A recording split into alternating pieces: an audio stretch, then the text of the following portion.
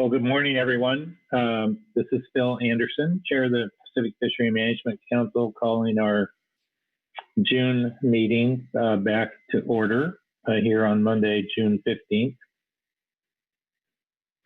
We have 3 salmon items on our agenda today. Looking around the table, I see we have a few new folks in some seats. Looking down to my left, I see we have Kyle Addix with us here this morning from the Washington Department of Fish and Wildlife. See Susan Bishop there in the National Marine Fisheries Service seat. Not sure, but I think I see Sheila Lynch there in the NOAA GC seat. Looking over to my right, I see we have Brett Kormos here in the California Department of Fish and Wildlife seat. Looking down the table, I see Chris Kern there from Oregon Department of Fish and Wildlife. And there may be some other folks that I can't see from here that have changed from the folks that were in our seats at our Friday meeting. So welcome, everybody. Before we dive into our first salmon agenda item, I'll turn to the Executive Director, Chuck Tracy, for any opening remarks he may have. Thank you, Mr. Chair. As you mentioned, it's 3 salmon agenda items today. I will also note we've got a couple new informational reports, which takes us up to 20, which I'm pretty sure is a record. The first one is the Habitat Committee report. So they met for a couple of days last week. There's not a Habitat agenda item. So they submitted their report on their activities and updates as an informational report 19. I believe they also have some recommendations for some letters coming under workload planning. And then supplemental informational report 20 is a written report from the NIMS Science Centers on their status of their surveys. There was a request under the NIMS report that they provide that information in a written form, and they have done so. Also, just a quick note, there are some meetings at noon that some folks have to attend to, so we will be broken at noon. We will break either before or at noon, so that some of those other meetings can occur. So just have that as an expectation. And that's all I have, Mr. Chairman.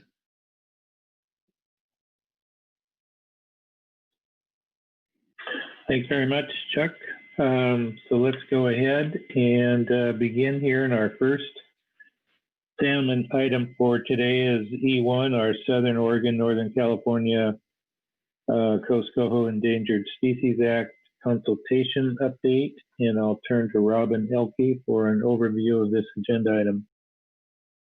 Thank you, Mr. Chairman. This is Robin Elke, agenda item E1 for the Southern Oregon, Northern California Coast Coho Endangered Species Act consultation update. At the March 2020 council meeting, NIMS provided a report on a stipulated agreement and motion to stay case reached between the Hoopa Valley Tribe and NIMS. In 2018, the Hoopa Valley Tribe filed suit alleging a failure by NIMS to reinitiate ESA consultation regarding the impacts of ocean salmon fisheries on Southern Oregon, Northern California coast, or SONC, Coho salmon. As stated in the agreement, the stay on the case will continue if 1, NIMS proposes a process and timeline to develop the SONC Coho harvest control rule to the council for consideration at its April 2020 meeting. 2, the council decides by May 31, 2020 to consider a process to develop a control rule. And 3, the council approves a control rule by November 30, 2021, and NIMS initiates ESA consultation as warranted by December 15, 2021. At the April 2020 council meeting, NIMS proposed a process and timeline for council consideration to develop a control rule, and the council established an ad hoc technical team in response to the NIMS proposal. The draft terms of reference provided by NIMS was reviewed by the council and was forwarded to the team to finalize at their first meeting. Since the April 2020 council meeting, federal, tribal, and state entities have provided staff to fill the team's roster, and the first meeting occurred on June 9th, 2020. The team's first task was to finalize the terms of reference and submit it under this agenda item for council approval. And so that terms of reference was submitted as work group report 2. In addition to that, for your reference materials, we have the SONC work group report 1, which is a progress report detailing the outcome of the first meeting. And the council action today is to adopt the terms of reference and provide guidance on future work and schedule. And that concludes my report. Okay, thanks very much, Robin, for that overview. Are there any questions of Robin regarding this agenda item? Okay. Then let's go ahead and get the report from the work group. But before I do, I just want to pause for a moment and ask if there are any comments from management entities before I call on Dr. O'Farrell to give the work group report.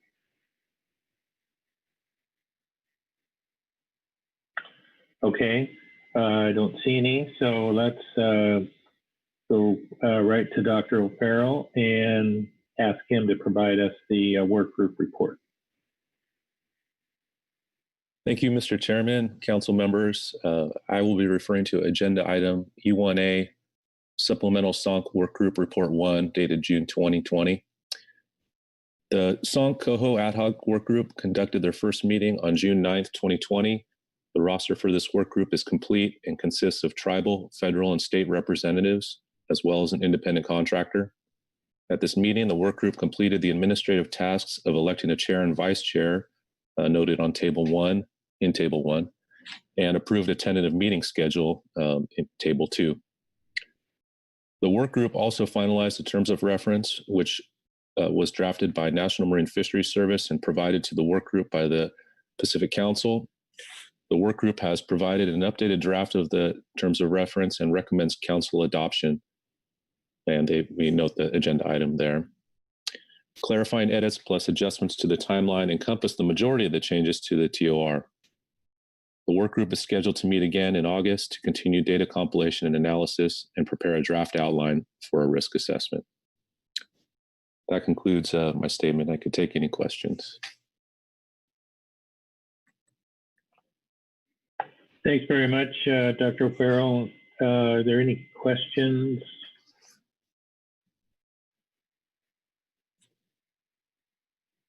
Okay, I'm not seeing any. Pardon me for having to ask this question. Are you going to provide any overview on the terms of reference? Thank you, Mr. Chairman. I was not planning on doing that. The changes made to the terms of reference since the council last saw them are very minor. I don't have a side-by-side copy to walk through them, but I would just say that I would characterize the changes as minor. Okay, thanks. Appreciate that. Robin, let me go back to you for a moment and ask if there are any other reports before I look and ask if we have public comments. Thank you, Mr. Chairman. There are no other reports from advisory bodies or management teams. Thank you very much. Then that will take us to our public comment on E1. Do we have any public signed up to testify on this agenda item? No, we don't. Thank you very much, Chuck. Then we've heard the report from the work group. We also have a terms of reference document that is before the council. So our action here is to provide any guidance on the future work and the schedule and to adopt the terms of reference. First, before I ask if there is a motion, let me just ask if there's any general discussion or guidance on future work or the schedule.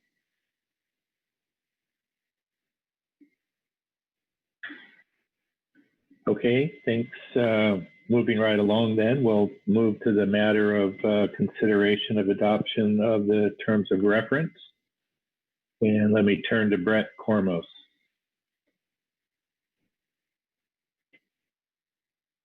Thank you, Mr. Chairman. I do have a motion.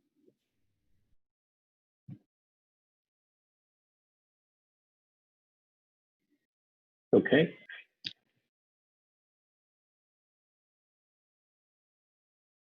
There we go. I move that the council adopt the terms of reference as presented in agenda item E1A, Supplemental SONC Work Group Report 2, with the following modification. In section 1, in the purpose section, replace the third bullet with the following language.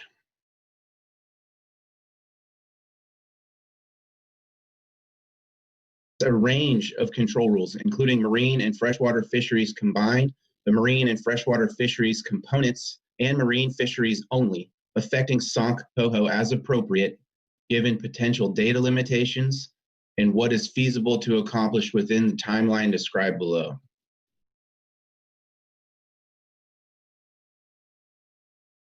Okay, thanks very much, Brett. And the language on the screen accurately reflects your motion. Yes, it does.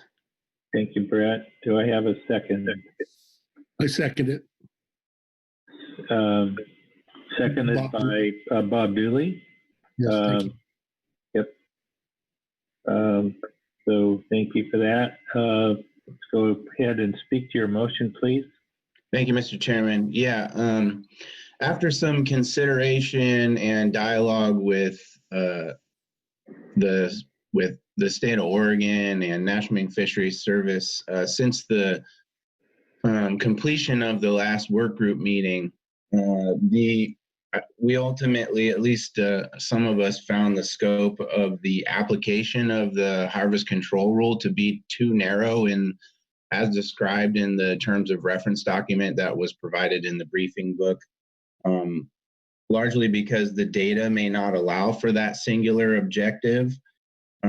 Also, the states have yet to have a chance to weigh in on what the harvest control rule should ultimately be and what the scope of that harvest control rule should be, with policy implications considered as well.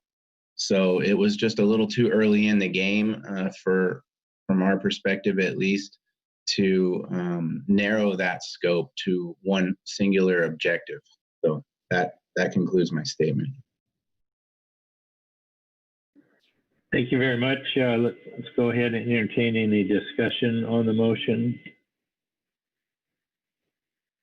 And let me pause here for just a moment and ask Chuck Tracy if Chris Kern has been able to join. Sorry, yes, he has, and he has his hand up. Okay. For some reason, I'm not seeing that. Chris Kern. Thanks. Sorry for the technical difficulties, but I'm here now. Well, we're glad you're here. I'll be brief. I'm supportive of this change to the terms of reference. Brett characterized it pretty well. I think I may have made a similar comment back in April. I want to be clear from my perspective. I'm not foreclosing the idea that we may be able to actually get a control rule that covers both freshwater and marine, and I can see some benefits to that. But I was leery of having it be a more restrictive discussion than I think it should be. So for that reason, I'm supportive of it. I want to, if I could just take a moment to also remind folks that, I still see in the terms of reference a few places that seem rather Klamath specific. And I want to remind everybody it's the Southern Oregon, Northern California coast ESU that we are talking about, and that does include Southern Oregon. So want to make sure that we've opened this consultation for the entire ESU, and the entire ESU will need to be considered.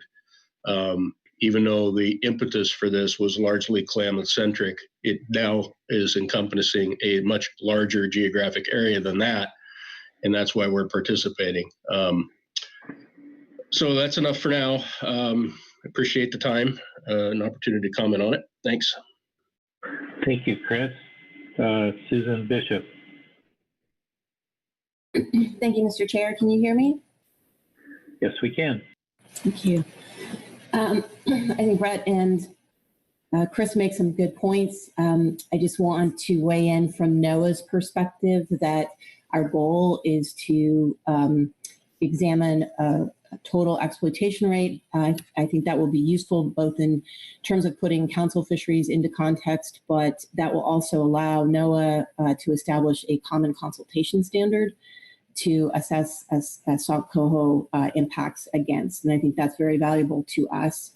I also agree with the points that Chris made. We had quite a bit of discussion within the work group about this. And one of the primary goals of the initial work group work is to put together information on as many of the river systems as we can within the Coho ESU with an eye towards the full ESU. And that concludes my comments. Thank you, Susan. Are there any other comments or discussion on the motion?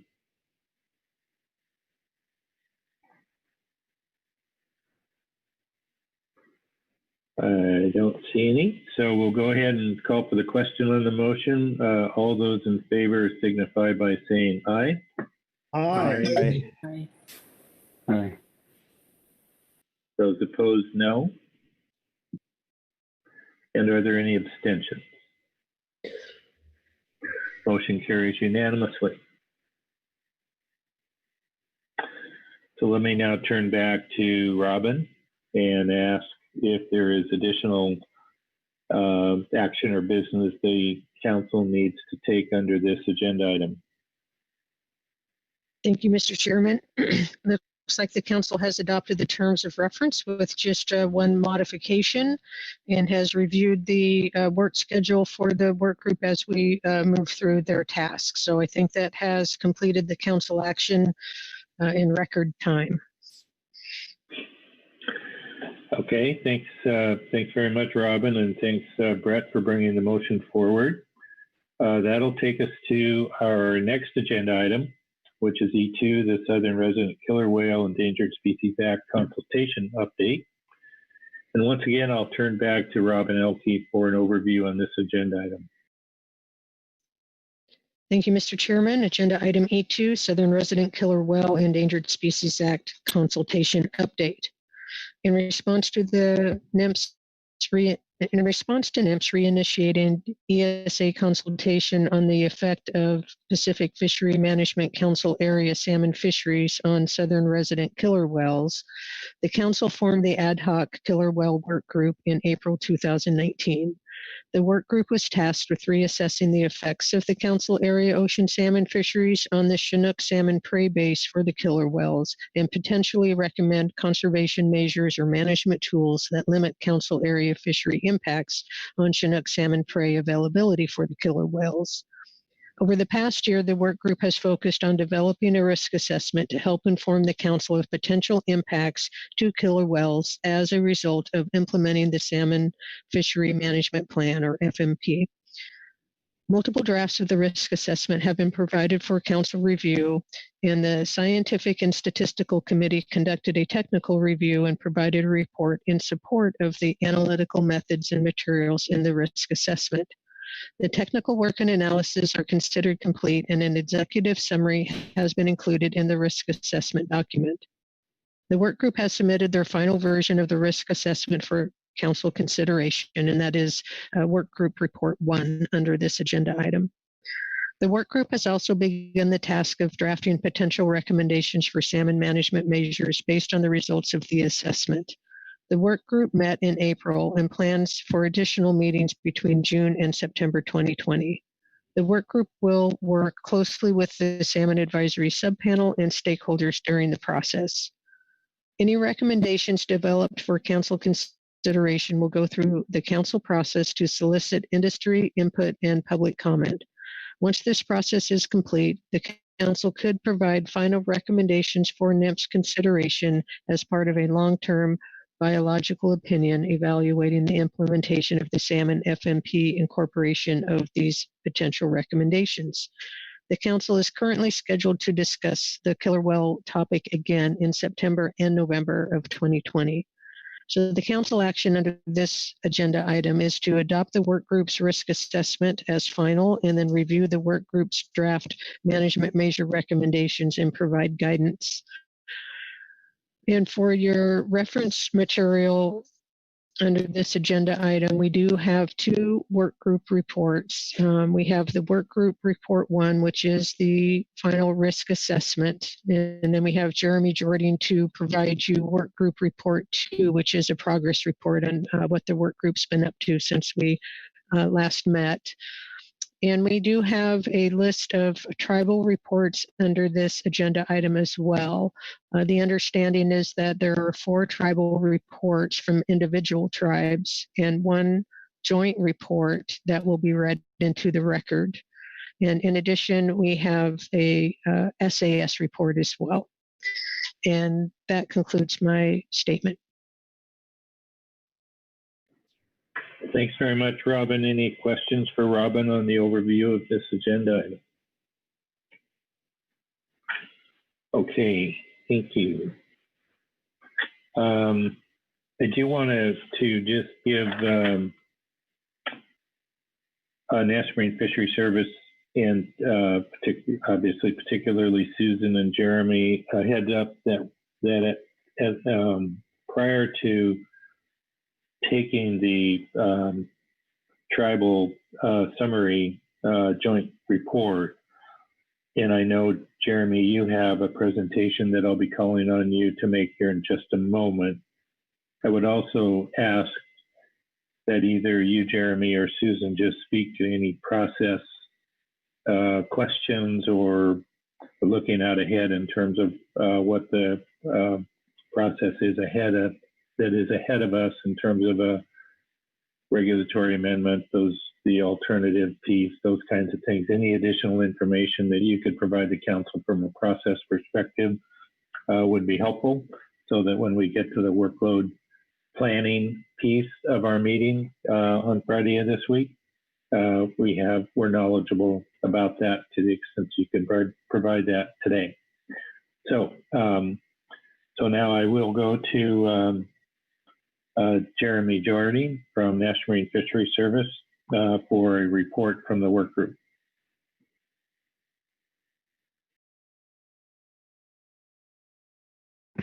Mr. Chairman, I'm not seeing Jeremy on the list of panelists or attendees. Well, that would be a problem. As far as I know, we haven't been contacted by him. Maybe you'll ask Chris if he's heard from Jeremy today. Chris Kleinschmidt. Oh. Susan. Thank you, Chuck. Thank you, Mr. Chair. I do know that Jeremy is listening, so I'm not sure of the technical, and I have not gotten an email indicate or a chat that he is having difficulty accessing it. Okay, so here's what we're going to do. I have 8:24, and after amazing progress in just those 24 minutes, it's earned everyone a break. So we're going to take a 10-minute break, be back here at 8:35, so we can make sure we have Jeremy situation resolved, and see you back here at 8:35.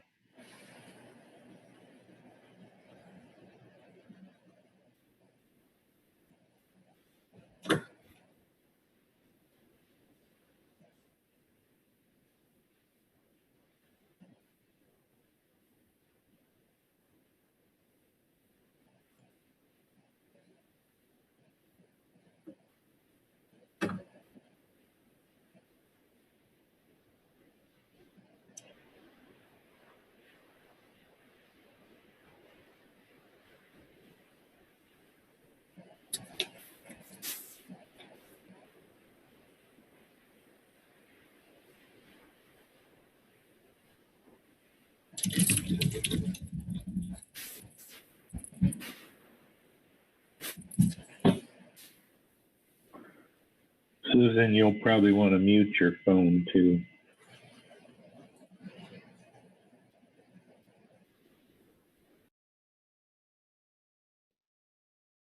I'm sorry, Phil, did you have something that I missed there? I could hear some noise in the background. I just noticed that Susan hadn't muted her phone, so I was just Okay. suggesting she do that.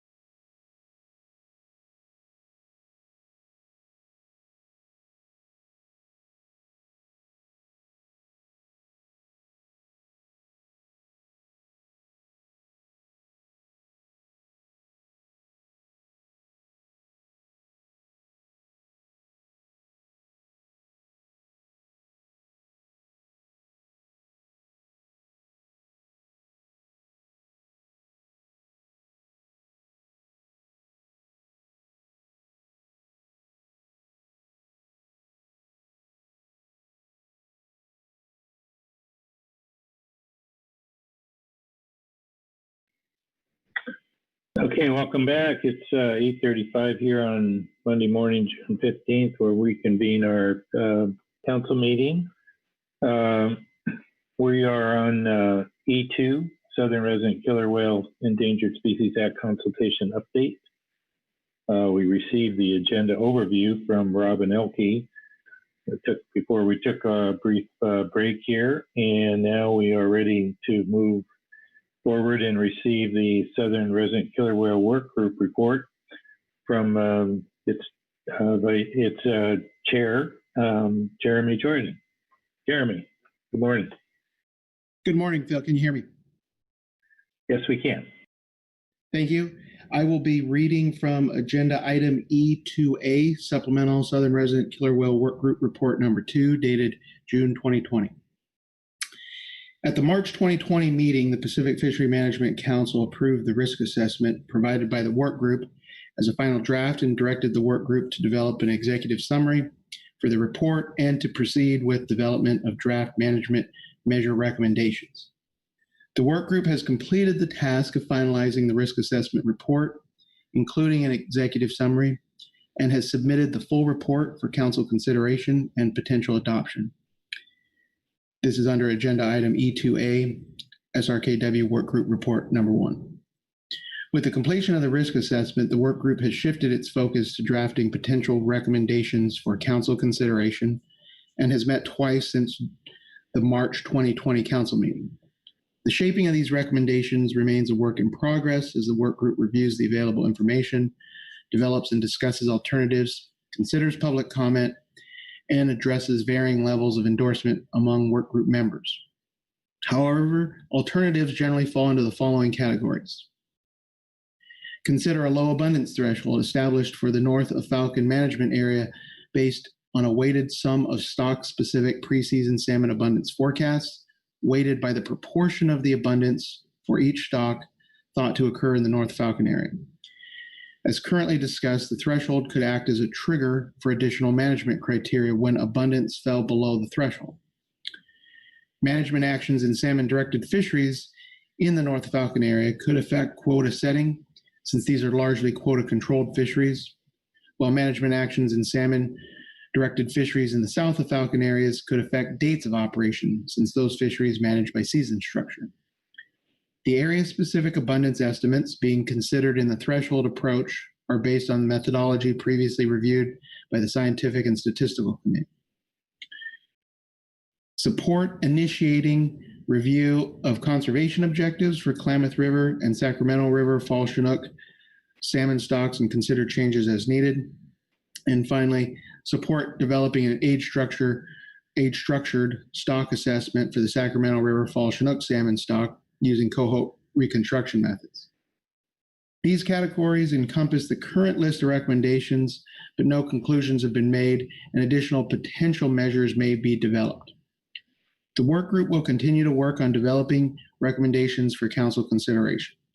The work group currently has 3 meetings scheduled between now and the November 2020 council meeting, which are June 30th, August 4th, and September 29th. The work group appreciates the support of the council and any direction the council might be able to give to it at this time. And that concludes my report. I'll take any questions if there are any from the council. Thank you very much, Jeremy, for that report. I will ask if there are any questions of Jeremy or whether there are any other work group members that are on the council here that wish to make any comments with respect to the report. All right, thanks very much, Jeremy. Then Susan, I apologize for maybe not talking with you previously, but just if there are any general thoughts about process moving forward with respect to the recommendations that you'd care to provide the council at this time, that'd be great. Thank you, Mr. Chairman. Yes, NIMS envisions that we want to make sure that we're set up for success given the time frame that we're operating on moving forward out of September. So as I think Jeremy and Robin commented on, the council is scheduled to take up the recommendations of the work group in September, looking at a kind of a range of alternatives, and then adopting a final preferred final alternative at its November meeting. So we will want to set up the process moving into September and from September forward to make sure that we have all the information that we need to process whatever the recommendations are that the council adopts. I think we will be talking later this week in workload planning about what that might look like to make sure that we set up the September agenda and November agendas to accommodate that work. And that's all I have at this time. Okay, thanks for that, Susan. Appreciate it. It's helpful. So next, let me ask Joe Oatman to provide the joint tribal report, understanding that we do have separate reports from each one of the 4 coastal tribes, the Makah, the Quinault, the Quileute, and the Hoh.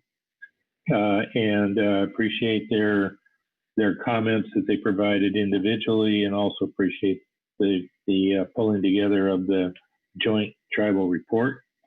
So Joe Oatman, I'll go ahead and turn it over to you.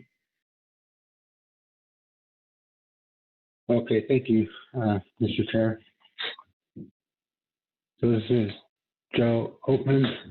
As Chair Anderson just mentioned, there are 4 tribal supplemental reports. Those are there for reference and will not be reading those documents. However, I will be reading the supplemental joint travel report 1 for this agenda item E2A for June 2020. So what we have here is the joint testimony from the Makah tribe, Quileute tribe, Hoh tribe, and Quinault Indian Nation on the Southern Resident Killer Whale ESA consultation update. So under Treaty Reserve Fishing Rights, the Makah tribe, Quileute tribe, Hoh tribe, and Quinault Indian Nation have supported and participated in the Southern Resident Killer Whale ad hoc work group meetings and development of the SRKW risk assessment throughout the past year. Following the completion of the Southern Resident Killer Whale risk assessment, there has been an effort to proceed with the development of management recommendations. On the June 1 work group webinar, several variations of a low abundance Chinook threshold for the north of Falcon management area were proposed, which, if triggered, could subsequently affect treaty and non-treaty north of Falcon Chinook quotas. Chinook management recommendations are not consistent with the findings in the work group's Southern Resident Killer Whale risk assessment, which states the analyses did not clearly identify any specific areas or seasons that were highly correlated to Southern Resident Killer Whale demographic indices. In addition, the work group analyses concluded north of Falcon impacts to Chinook abundance are small compared to the year-to-year variation in Chinook salmon abundance. The reductions to Chinook abundance attributed to north of Falcon ocean fisheries also show a decreasing trend. Example, the 1992 to 2016 average is 4.5%, whereas the most recent 10-year average is 3.3%. The Makah tribe, Quileute tribe, Hoh tribe, and Quinault Indian Nation have treaty reserve rights to fish in unusual and custom fishing areas off the Washington coast. Therefore, the coastal treaty tribes do not support a north of Falcon low abundance Chinook threshold or any restrictions on treaty harvest unless there is a conservation necessity, meaning the restriction is reasonable and necessary for conservation of the species at issue, and the conservation purpose of the restriction cannot be achieved by reasonable regulation of non-Indian activities. in parentheses, the Secretary Order number 3206.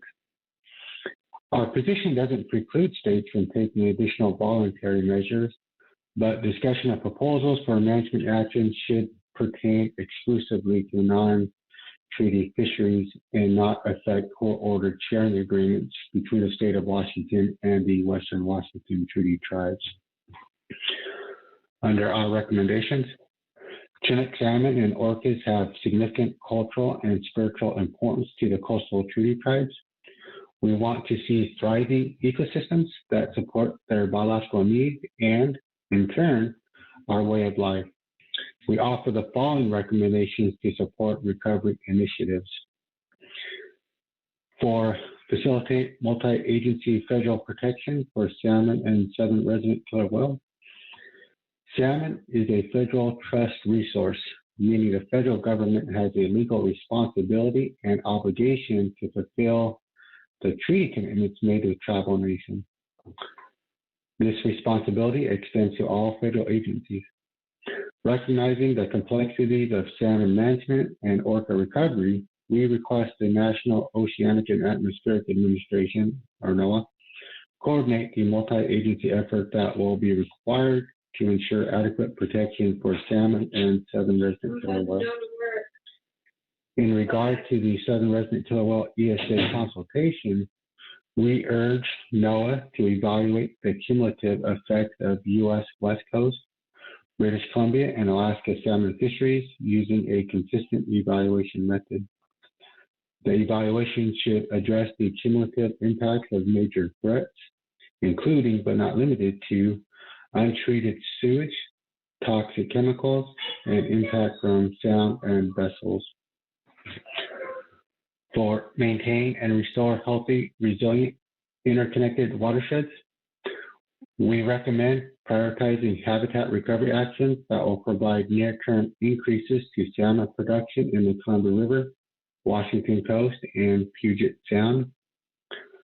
For increased hatchery production, we recommend hatchery production increases that would provide additional foraging opportunity for southern resident killer whale based on the current understanding of seasonal distribution and seasonal prey diversity.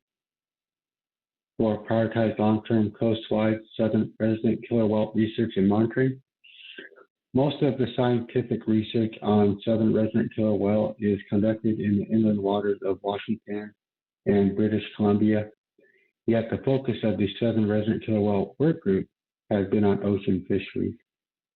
We recommend NOAA develop and fund a long-term coastwide southern resident killer whale research and monitoring plan to address the uncertainties identified in the southern resident killer whale risk assessment.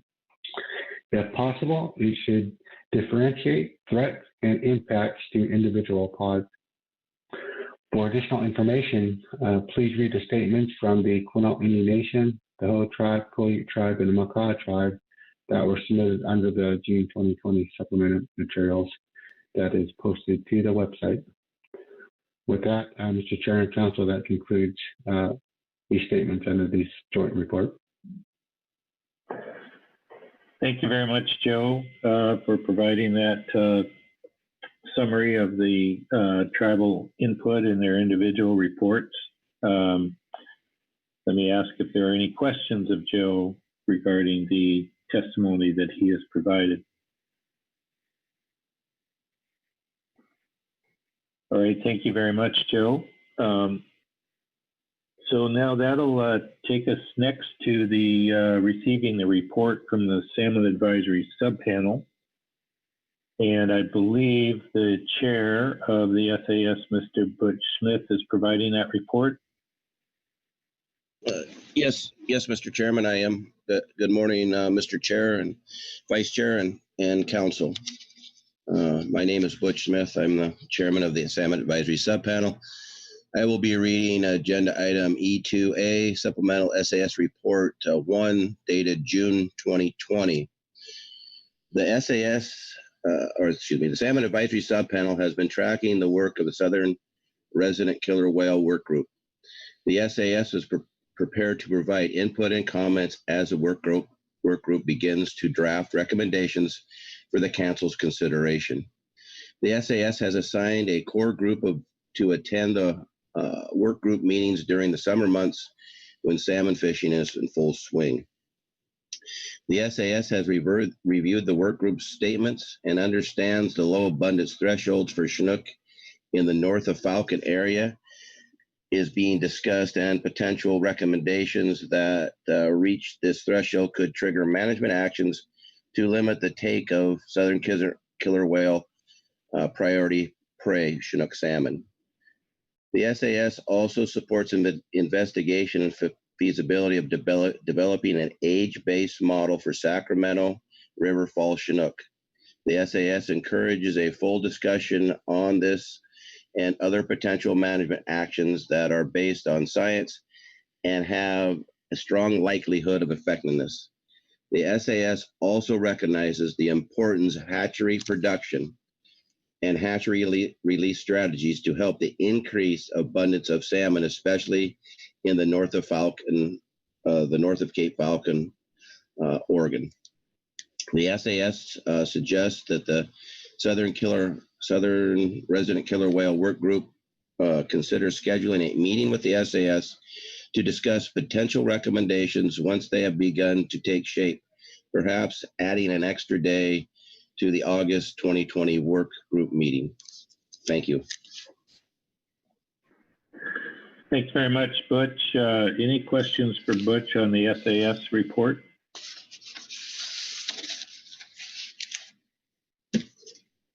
All right, thank you. Thanks a lot, Butch, and thanks to the members of the SAS for providing that report to us. Thanks, sir. So I believe that concludes the report from our management entities and our advisory bodies, and would then take us to public comment. So I'm going to go ahead and call on Ben Enticknap from Oceana to provide that organization's public comment. Go ahead, Ben. Good morning.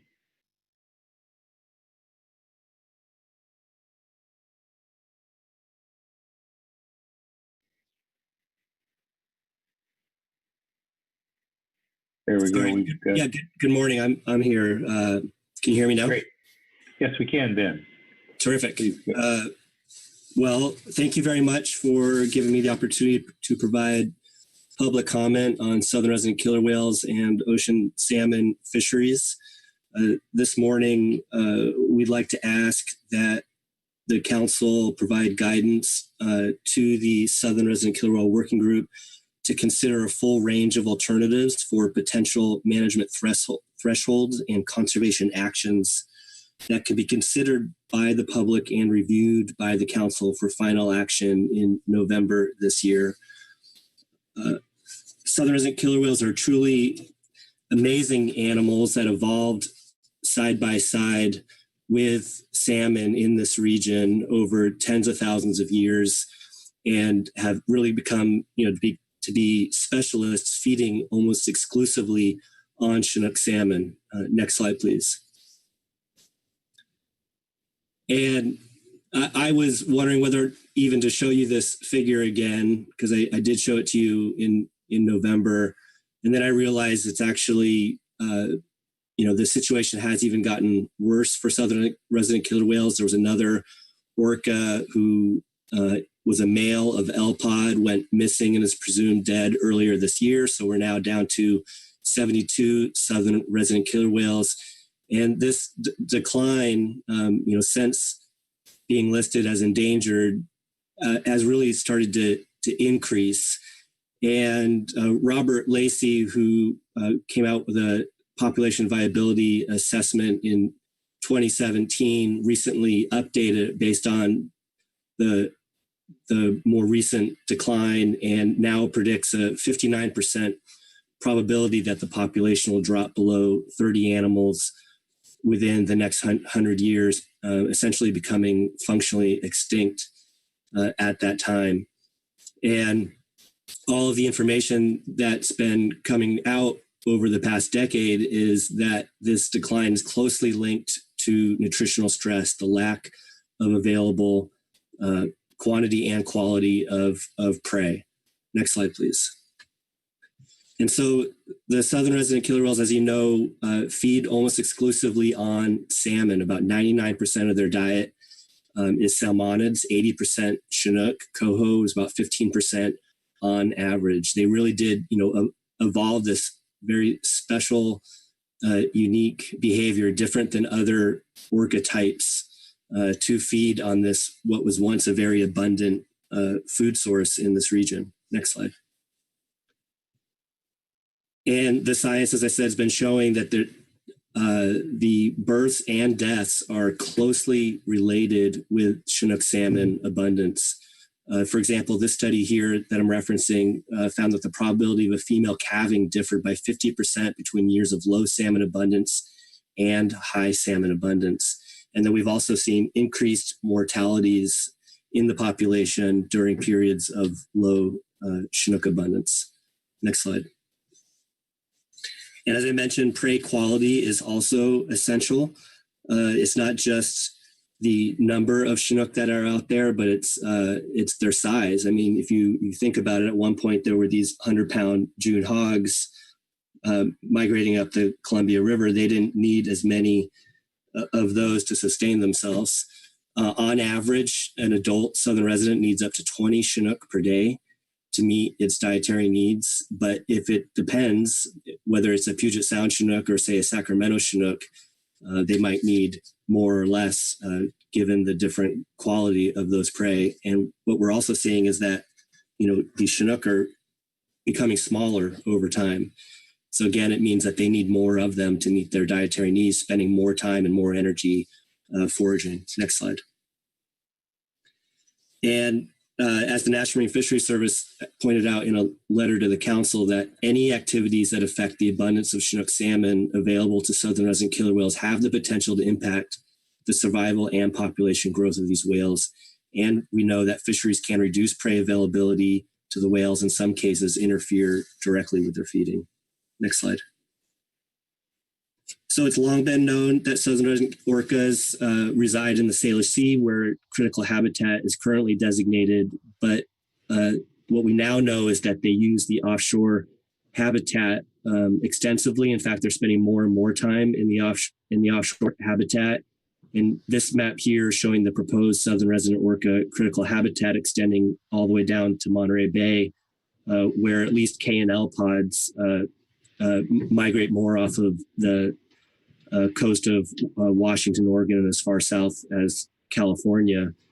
And we're increasingly knowing that within this range, there are hotspots, for example, near the mouth of the Columbia River. We're seeing that many of the prey samples obtained are coming from our Columbia River fish. So really they use this whole area, and all of these river systems are important, and the Columbia River has historically been one of the most important sources of prey, of sources of Chinook for the southern residents. Next slide. So we recognize that it's difficult to identify a particular threshold limit. What we're asking is a precautionary approach to minimize risk during periods of low abundance.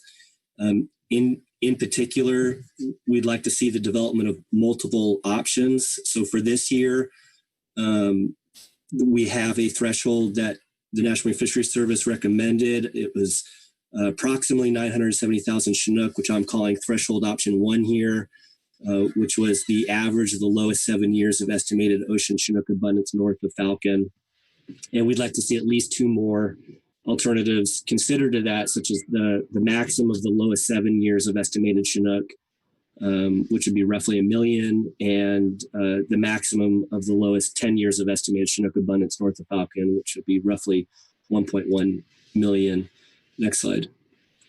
And in this figure, what I'm showing you here is the Chinook abundance north of Falcon from 1992 to 2016.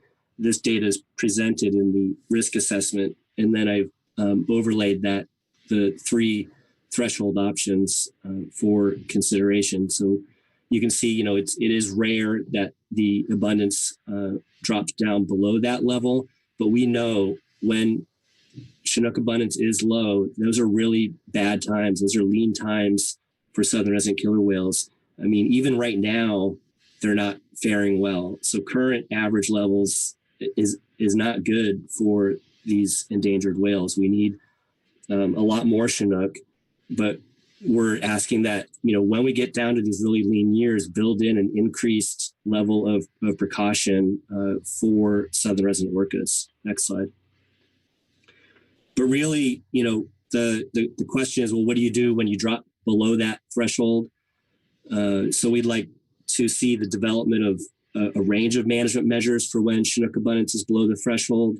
It could be reduced and limited Chinook catches, but we'd also like to see an option considered for evaluation that includes no ocean Chinook catch, recognizing that you could still have other coho fisheries and in-river fisheries. But when we're really lean times, that should be an option that is considered, as well as time and area closures to avoid competition with southern resident orcas in their foraging hotspots.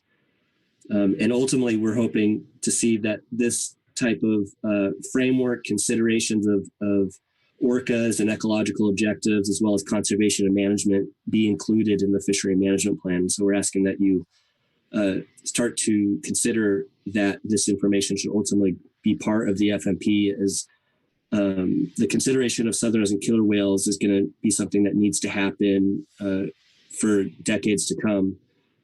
Hopefully for even, for much longer, if we can begin to recover southern resident killer whales, and they could be around for many more years. Next slide. And I just want to conclude to say that, I know this is a really hard issue. It's a really hard issue for people who love southern resident killer whales, for scientists, for members of the public, who are really concerned about watching these animals slowly slide into oblivion. We understand that we need to take big actions to recover Chinook throughout the region, including restoring the Columbia River Basin, including removing dams, and that part of that, though, is building in precaution into fishery management. It would be a major loss to lose this species, and we really feel that we need to be doing everything we can right now to help promote their conservation and recovery. And we know that there's these big actions that need to be taken throughout the landscape, like habitat recovery and dam removal. And we just hope that you will also continue to pay really close attention to the fishery side of that as well. Thank you. Thanks very much, Ben, for that presentation and testimony. Are there questions for Ben?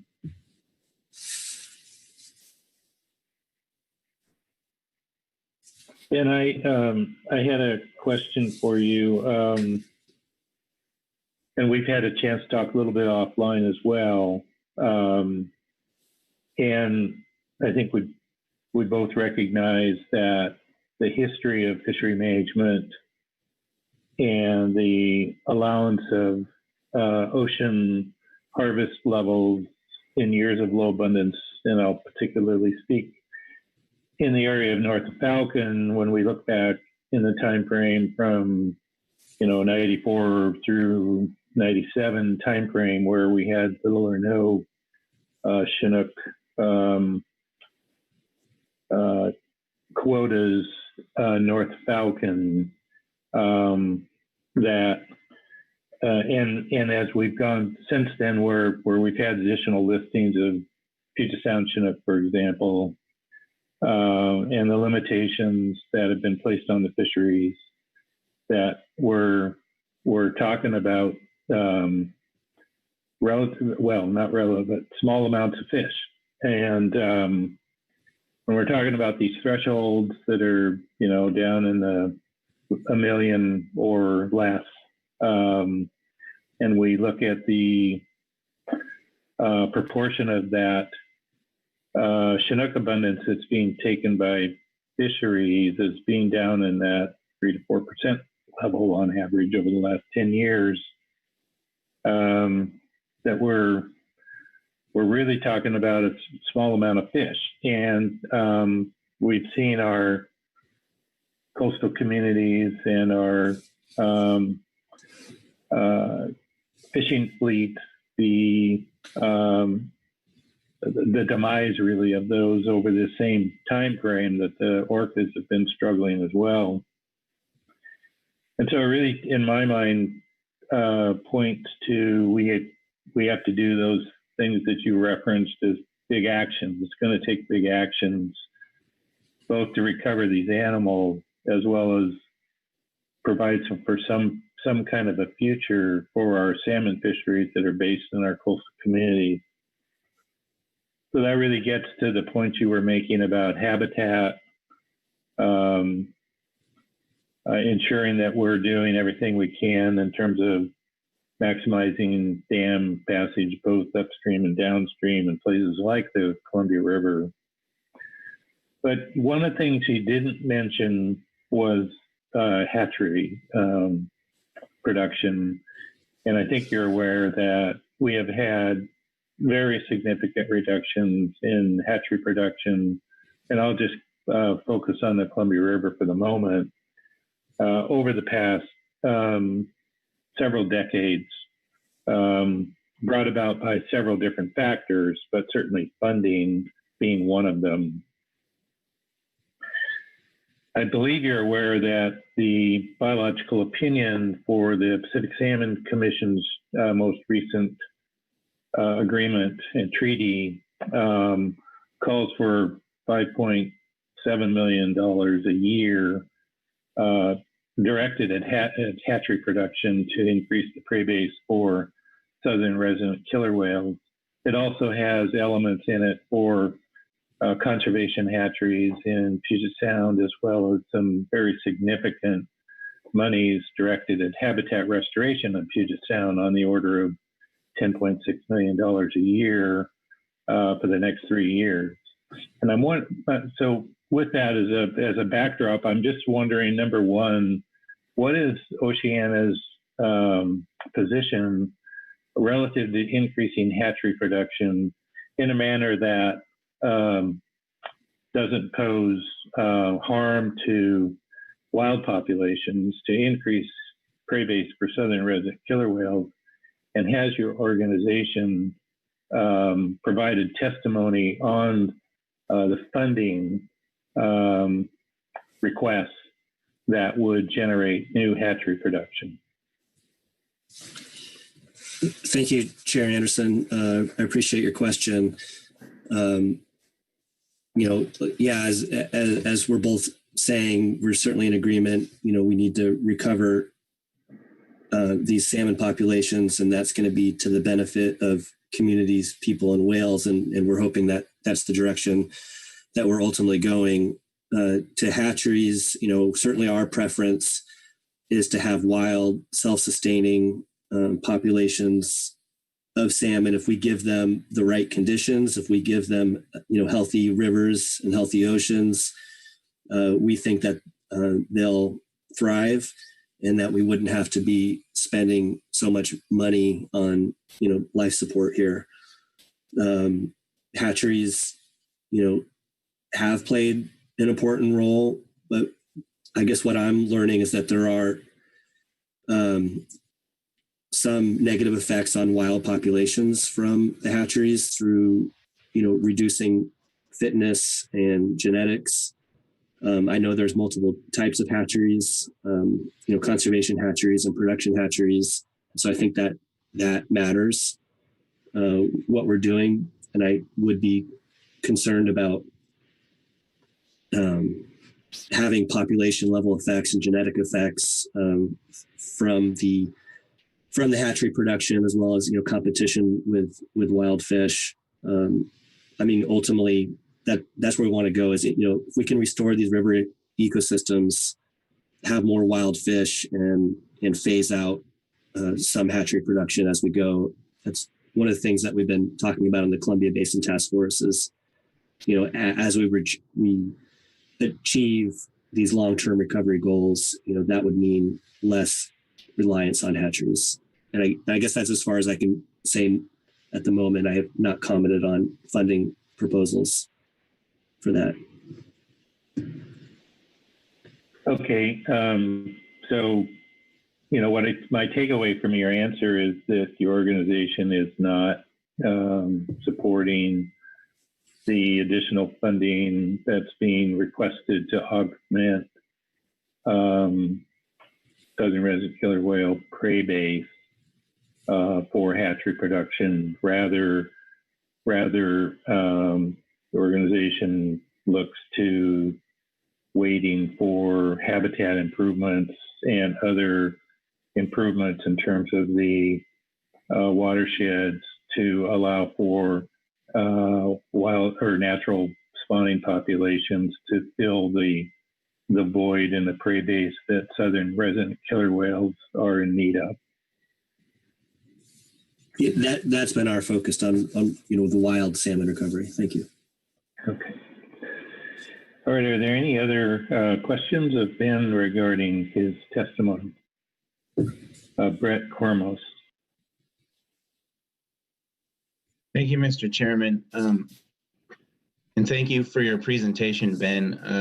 I have a question for you, and it should help add a little bit of clarity for me and maybe for others as well. But I'm curious to know what Oceana's record of comment is on other biological opinions around federally permitted actions on the inland freshwater side of the Chinook life history as they pertain to both Chinook abundance and southern resident killer whale. Some of those biological opinions are fresh off the presses, some aren't, but I know that those federally permitted actions on the freshwater side are widely believed to be driving the abundance of Chinook in our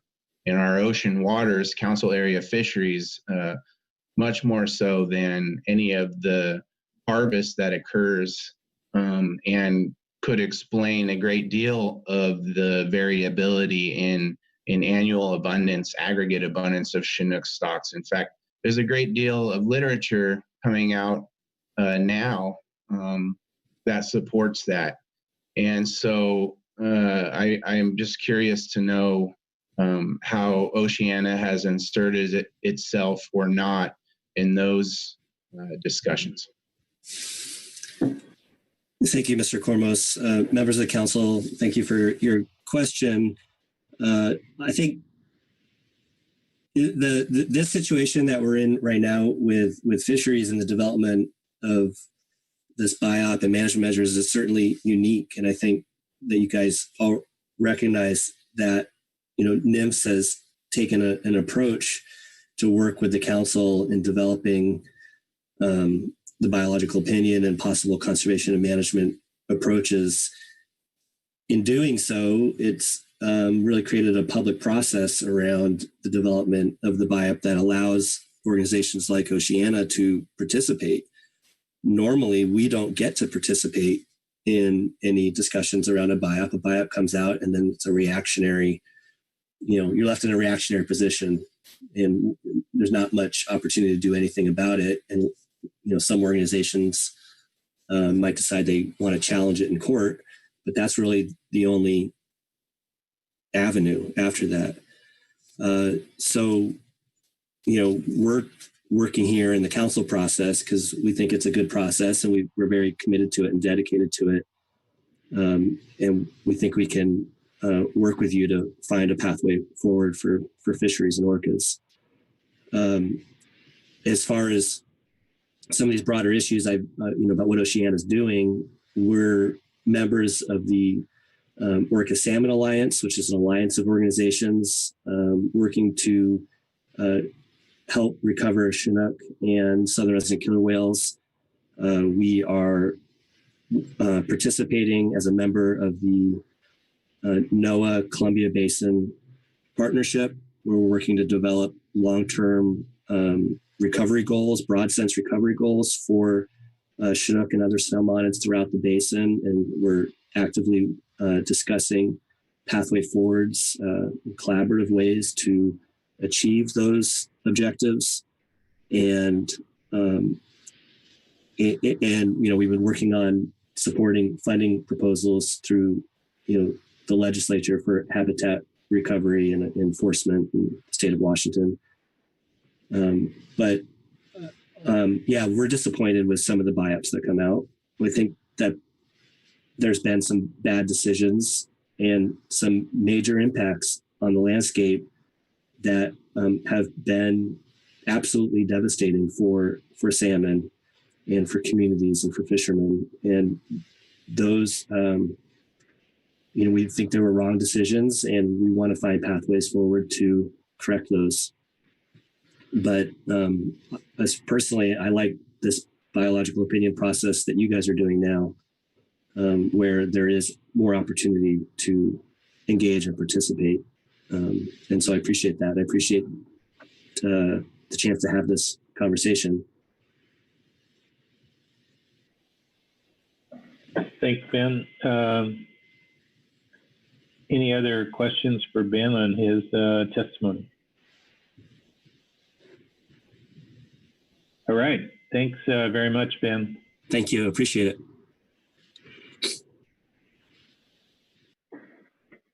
Okay, I believe that concludes public testimony on our agenda item E2. Takes us to our council discussion and potential approval of the risk assessment document as final. So why don't we take that up first?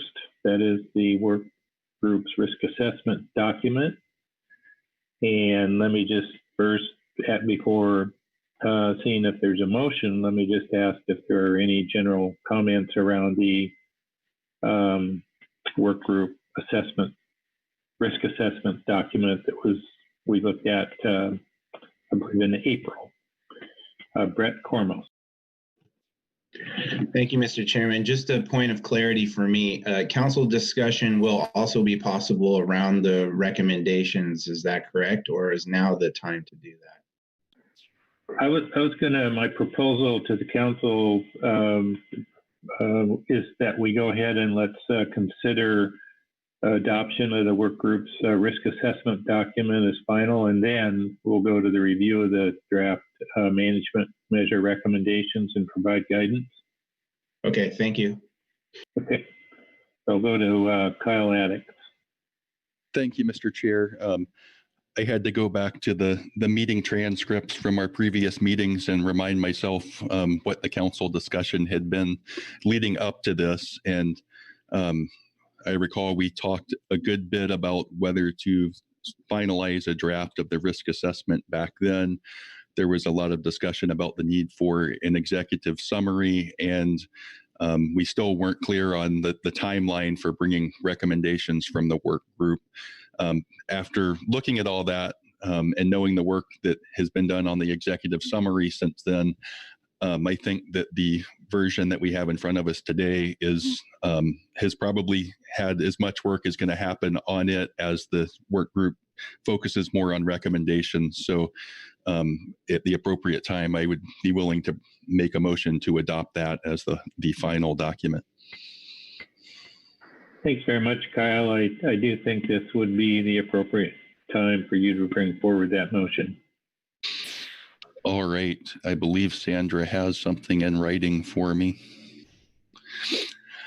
I move that the council adopt the risk assessment on salmon fishery management plan impacts to southern resident killer whales as presented in agenda item E2A, SRKW Work Group Report 1 as final.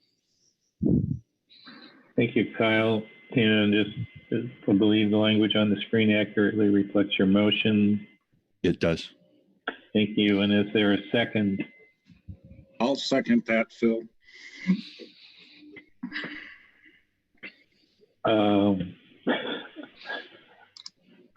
Was that Virgil? Yeah, sorry, I didn't raise my hand. No, that's okay. That's okay. I've just testing my voice recognition skills. You did good.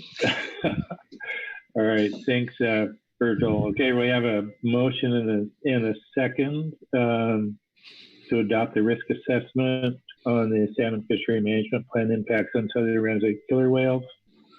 I'll ask Kyle to speak to his motion as needed.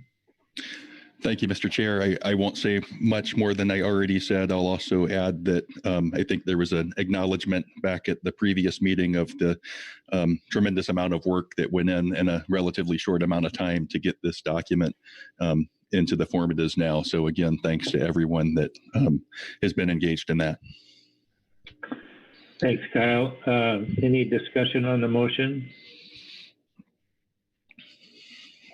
Okay, we'll go ahead and call for the question. All those in favor say aye. Aye. Aye. Opposed, no. And are there any abstentions? Motion carries unanimously. Thanks for providing that motion to the council, Kyle.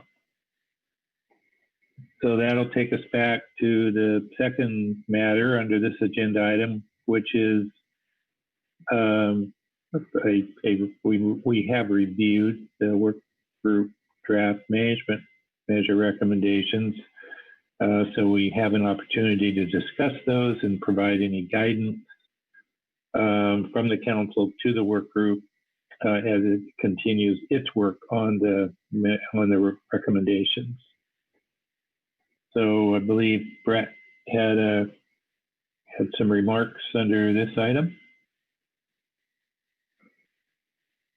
Yes, thank you, Mr. Chairman. Okay. Yes, thank you. So I just wanted to take this opportunity to thank the multitude of tribes who offered comment, written comment under this agenda item specific to the draft recommendations. The state of California shares their concerns about moving toward a threshold approach, given that the work group products lack a quantitative and biological justification for such a move. The work group has yet to establish scientific support for such an approach, given that no benefit to the whales can be demonstrated. Recognizing that there's still a lot of work left to be done, and this picture may change. We look forward to continued discussions on this and other recommendations as the work group moves forward with their task.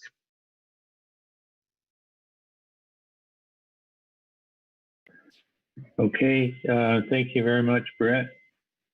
Other comments or guidance for the work group relative to the recommendations?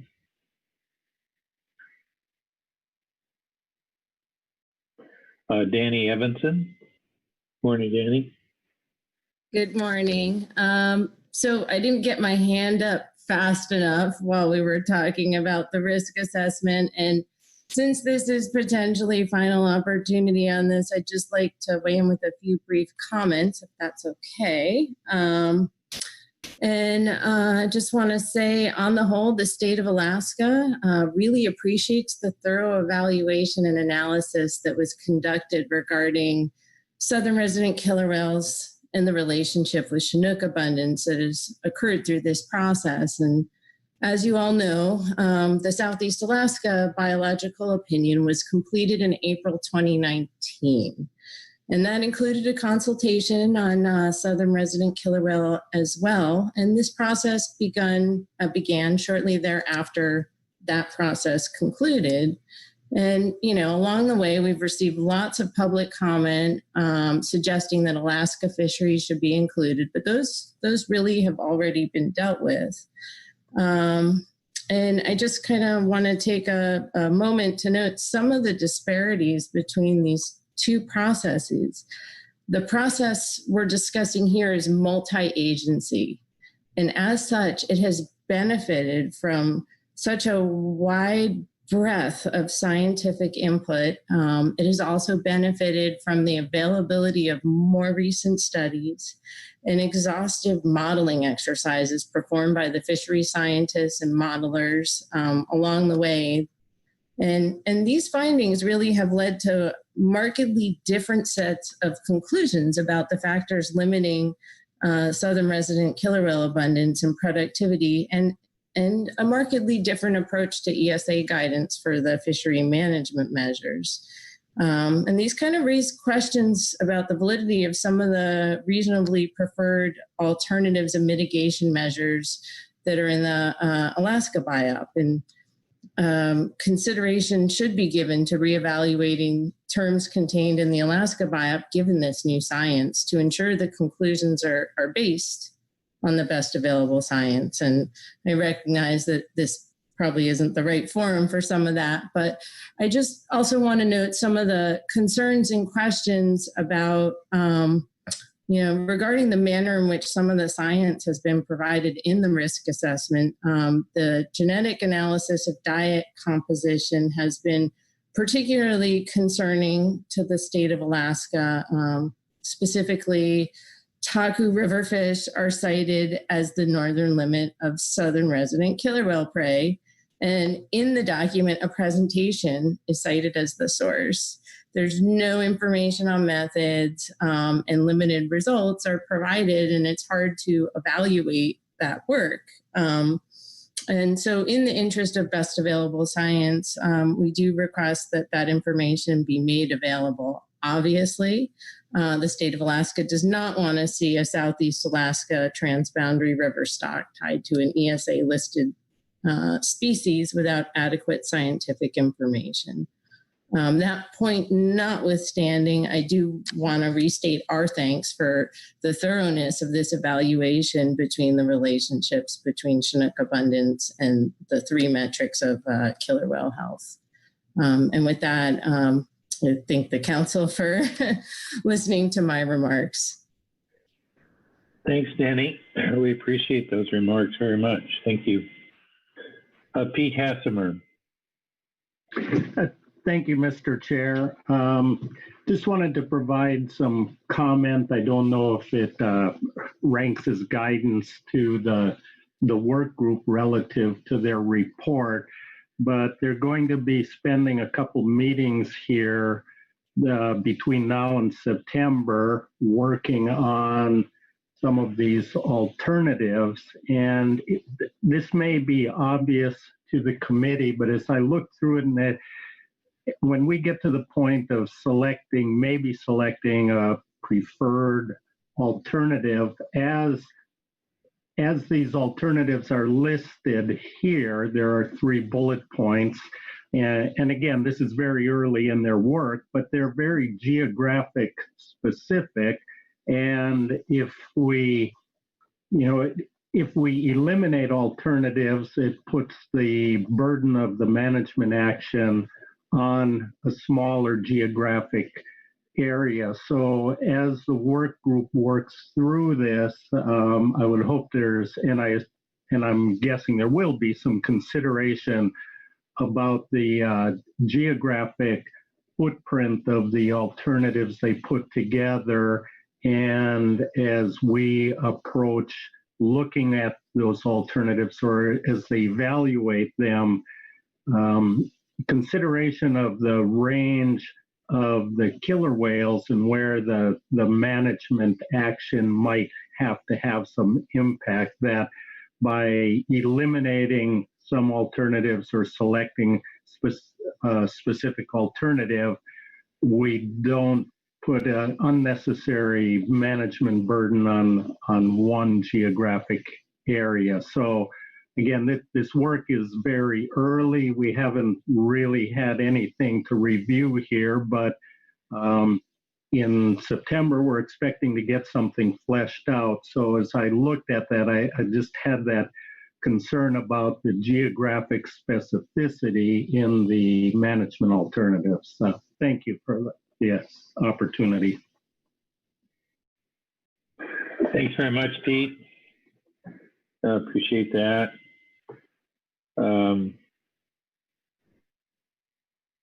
just as a reminder for Danny and Pete to lower your hands when when you have a moment, and that'll bring up Susan Bishop next. Thank you, Mr. Chair. I just have a couple of comments. In response to Ms. Evanson's comments, I guess I would say that I see more commonality between the biops than maybe differences. You know, of course, there's different locations and there's unique circumstances to each, but there are also quite a bit of commonality. For example, the threats that are identified common to killer whales and the exploration there. For the larger council, I would like to also point out that in the PFMC biop that we just completed, the 1-year biological opinion, those provisions of the Southeast Alaska opinion and the impacts of the Southeast Alaska fisheries were incorporated into the baseline. And so the PFMC potential effects were considered in addition to everything else, all the other fishery effects that were going on more broadly, including those in Southeast Alaska. So just to make that point. The other encouragement I would provide to the work group on sort of following Pete's comments is that the work group's task is to provide a range of alternatives to the council at the September meeting. And so to be careful about getting too focused on one alternative or one pathway versus another, but to ensure that the product that gets provided to the council in September provides a range of alternatives, distinctive alternatives, as supported by the science in the risk assessment. That concludes my comment. Thank you, Susan. Other comments or guidance that council wishes to provide to the work group relative to the draft management measure recommendations?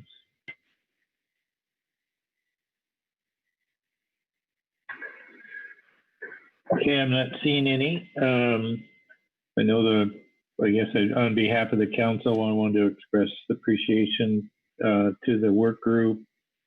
There's been a tremendous amount of work done by the work group. We've had just incredible support from the science side of both the federal and state agencies, the modelers that are members of the work group, and those that have been supporting members of the work group has truly been outstanding.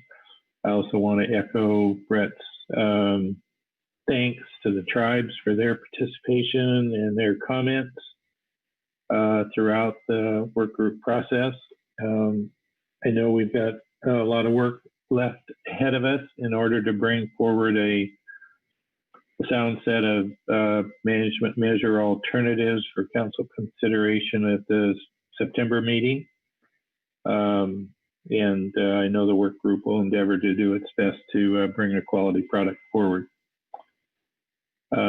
So with that, let me just turn back to Robin and ask if there are additional actions or things that the council needs to do to complete its work under this agenda item. Thank you, Mr. Chairman. I think we've completed our work under this under this agenda item. The council has adopted the work group's risk assessment as final and has had a good discussion regarding guidance to the work group as they work through the summer to prepare recommendations in time for the September meeting.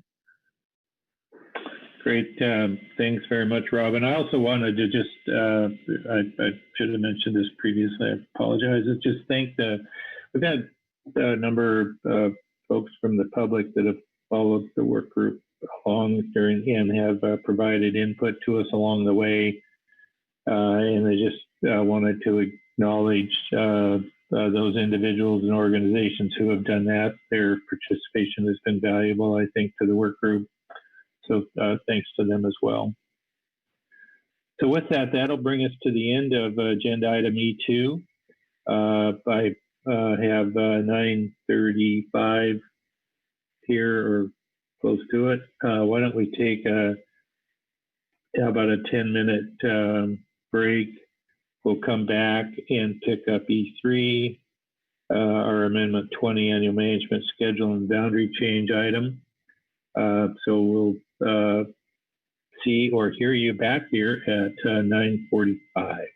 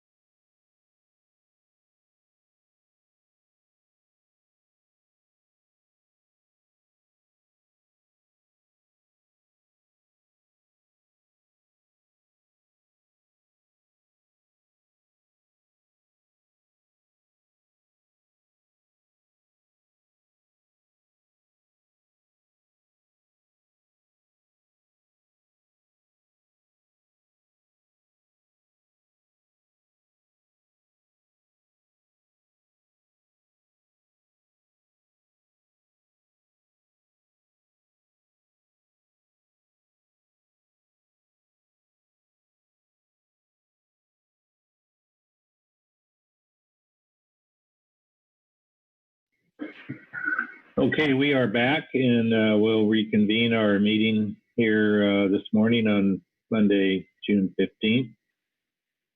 We have completed 2 of the 3 agenda items we have on our schedule for today. The third one is Amendment 20, our annual management schedule and boundary change.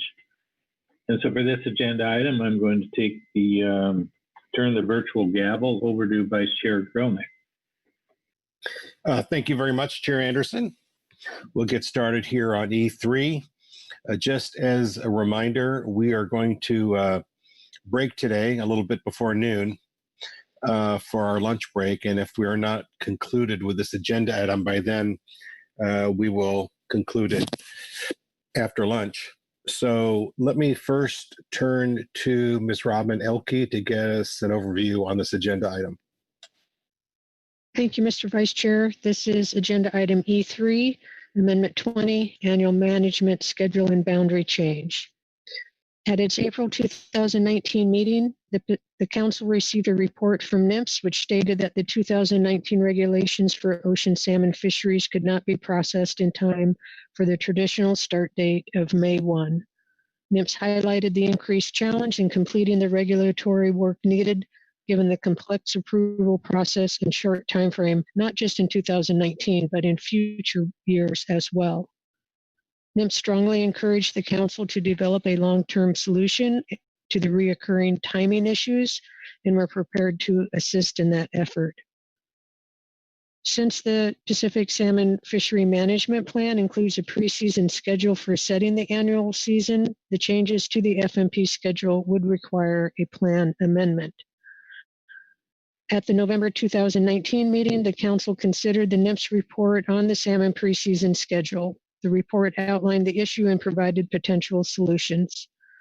The Council tasked Council staff and NMFS staff, known as the project team, to develop a work plan and timeline for potential amendment to the FMP that would modify the annual salmon preseason schedule consistent with the proposals requested by NMFS and report back to the Council at its November 2019 meeting.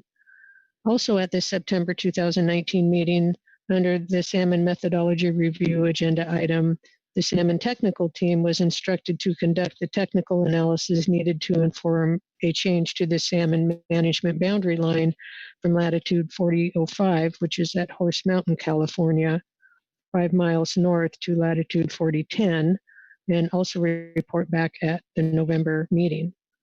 So at the November 2019 Council meeting, the project team provided a draft work plan for the proposed changes to the salmon preseason schedule for Council consideration, which included a purpose and need statement, scope of action, and range of alternatives. The report also outlined some minor housekeeping changes to the FMP that should also be made. Under a separate agenda item, the Council considered the STT report on potential implications of the proposed salmon management boundary change. The Council agreed to move forward with the amendment process for both the proposed preseason schedule and boundary change. The Council adopted the purpose and need statement, scope of action, and range of alternatives for the preseason schedule change. The Council also acknowledged the desire to have the amendment process for the preseason schedule complete in time for the 2021 ocean salmon season, and decided that both topics could be part of the FMP amendment, which would be Amendment 20, as long as the boundary topic did not hinder the progress of the preseason salmon schedule change. Consistent with Council Operating Procedure 11, this meeting constituted the first of 3 meetings in a typical FMP amendment cycle. Since November 2019, the project team conducted the scoping exercise needed to determine the level of analysis required under the NEPA Act for the proposed changes. The preseason schedule change was classified as a categorical exclusion since the change is essentially administrative. It was deemed that the boundary change would require an environmental analysis since the change would have some unknown, although likely minor, effect on salmon stocks and fisheries. Regardless of the two pathways for these topics, the project team has strived to keep both issues on the same timeline so they can both be part of Amendment 20. The project team has submitted a report, Attachment 2, addressing both topics and includes the purpose and need statement, scope of action, and range of alternatives. The council is scheduled to adopt the purpose and need and scope of action for the boundary change and preliminary preferred alternatives for both the pre-season schedule change and the boundary change. This scenario would be most efficient and allow both topics to move through the amendment process under the same timeline. Excerpts from the FMP are provided in Attachment 1, which includes sections related to both items under consideration. In that attachment, we just tried to highlight where the pertinent information is stated. So the council action under this agenda item is to review the progress of Amendment 20, adopt a range of alternatives, and consider preliminary preferred alternatives as appropriate. For your reference material, you have the Attachment 1, which is the excerpts from the FMP. You have the project team report, which is Attachment 2, and we have developed a presentation outlining that report that I will give as a PowerPoint presentation. And for your management entities and or your management teams and advisory bodies, we have a SAS report and also a report from the enforcement consultants. And that concludes my review. Thank you, Robin. Are there any questions of Robin on her overview? And if there are not, then I would ask Robin if you could proceed with your PowerPoint presentation. Thank you, Mr. Vice Chair.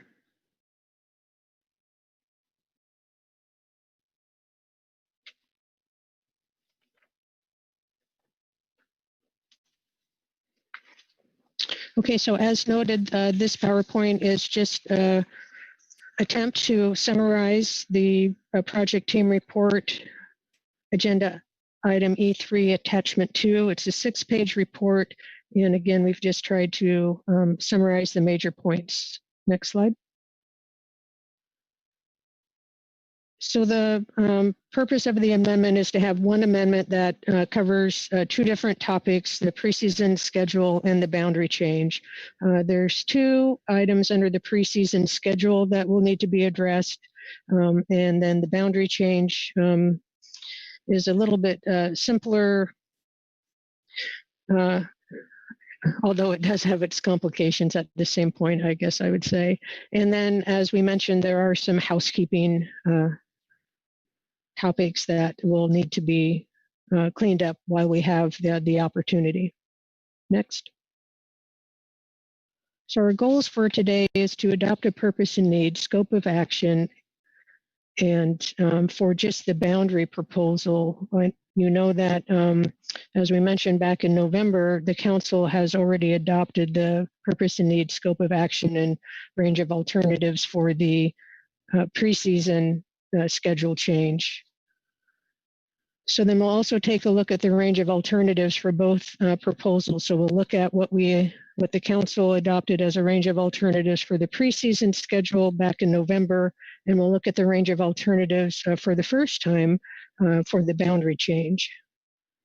And then the council could consider adopting preliminary preferred alternatives for both proposals, and this would help keep both topics on the same timeline as we look to September to consider these topics again.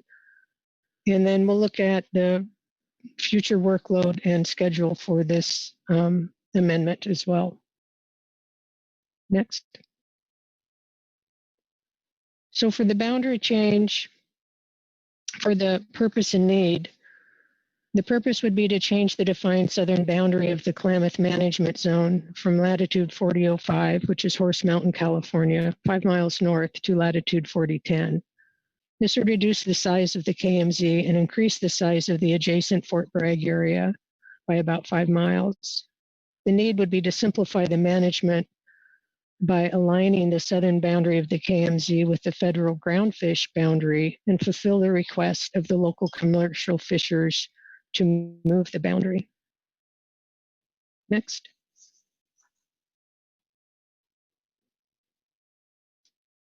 The scope of action for the boundary change would be to define the boundary between the KMZ and the Fort Bragg area as a line of latitude at 4010, also referred to the local commercial salmon fleet as the Hellawell line. If the southern KMZ boundary was moved, those 5 miles would become part of the Fort Bragg management area, hence increasing that Fort Bragg management area and decreasing the KMZ. The proposed action could potentially affect both commercial and recreational fisheries in this area. Next. One other thing I'll note before we get into the range of alternatives is in the project team report under section 2 and 3, which has the purpose and need and scope of action. I included both topics, the preseason salmon schedule and the proposed boundary change, recognizing that the council had already taken action on both those topics for the salmon schedule, but I thought it was prudent to just include them all into one document. So that's why they're both there in the document, but we're only considering the boundary change for scope of action and purpose and need. So moving on to section 4, this starts on page 3 in the project team report for the proposed alternative, or excuse me, the range of alternatives. There's 2 proposals for the preseason schedule. We'll focus on that first. The first is to change the implementation date and then to also set a fixed transmittal date. A later date in May allows for more time for the federal rulemaking process. You recall NIMP stating the complexity of getting those rules in place in time. And that date chain can be accommodated by including the early May fisheries in the salmon package the year prior, just like we do for the late April fisheries. We've started that process already when we just went through our last season setting process here in March and April. And for the fixed transmittal date, the goal would be to allow for a 24-day federal process time. So the April Council and the preseason 3 report would need to be complete prior to that transmittal. Next.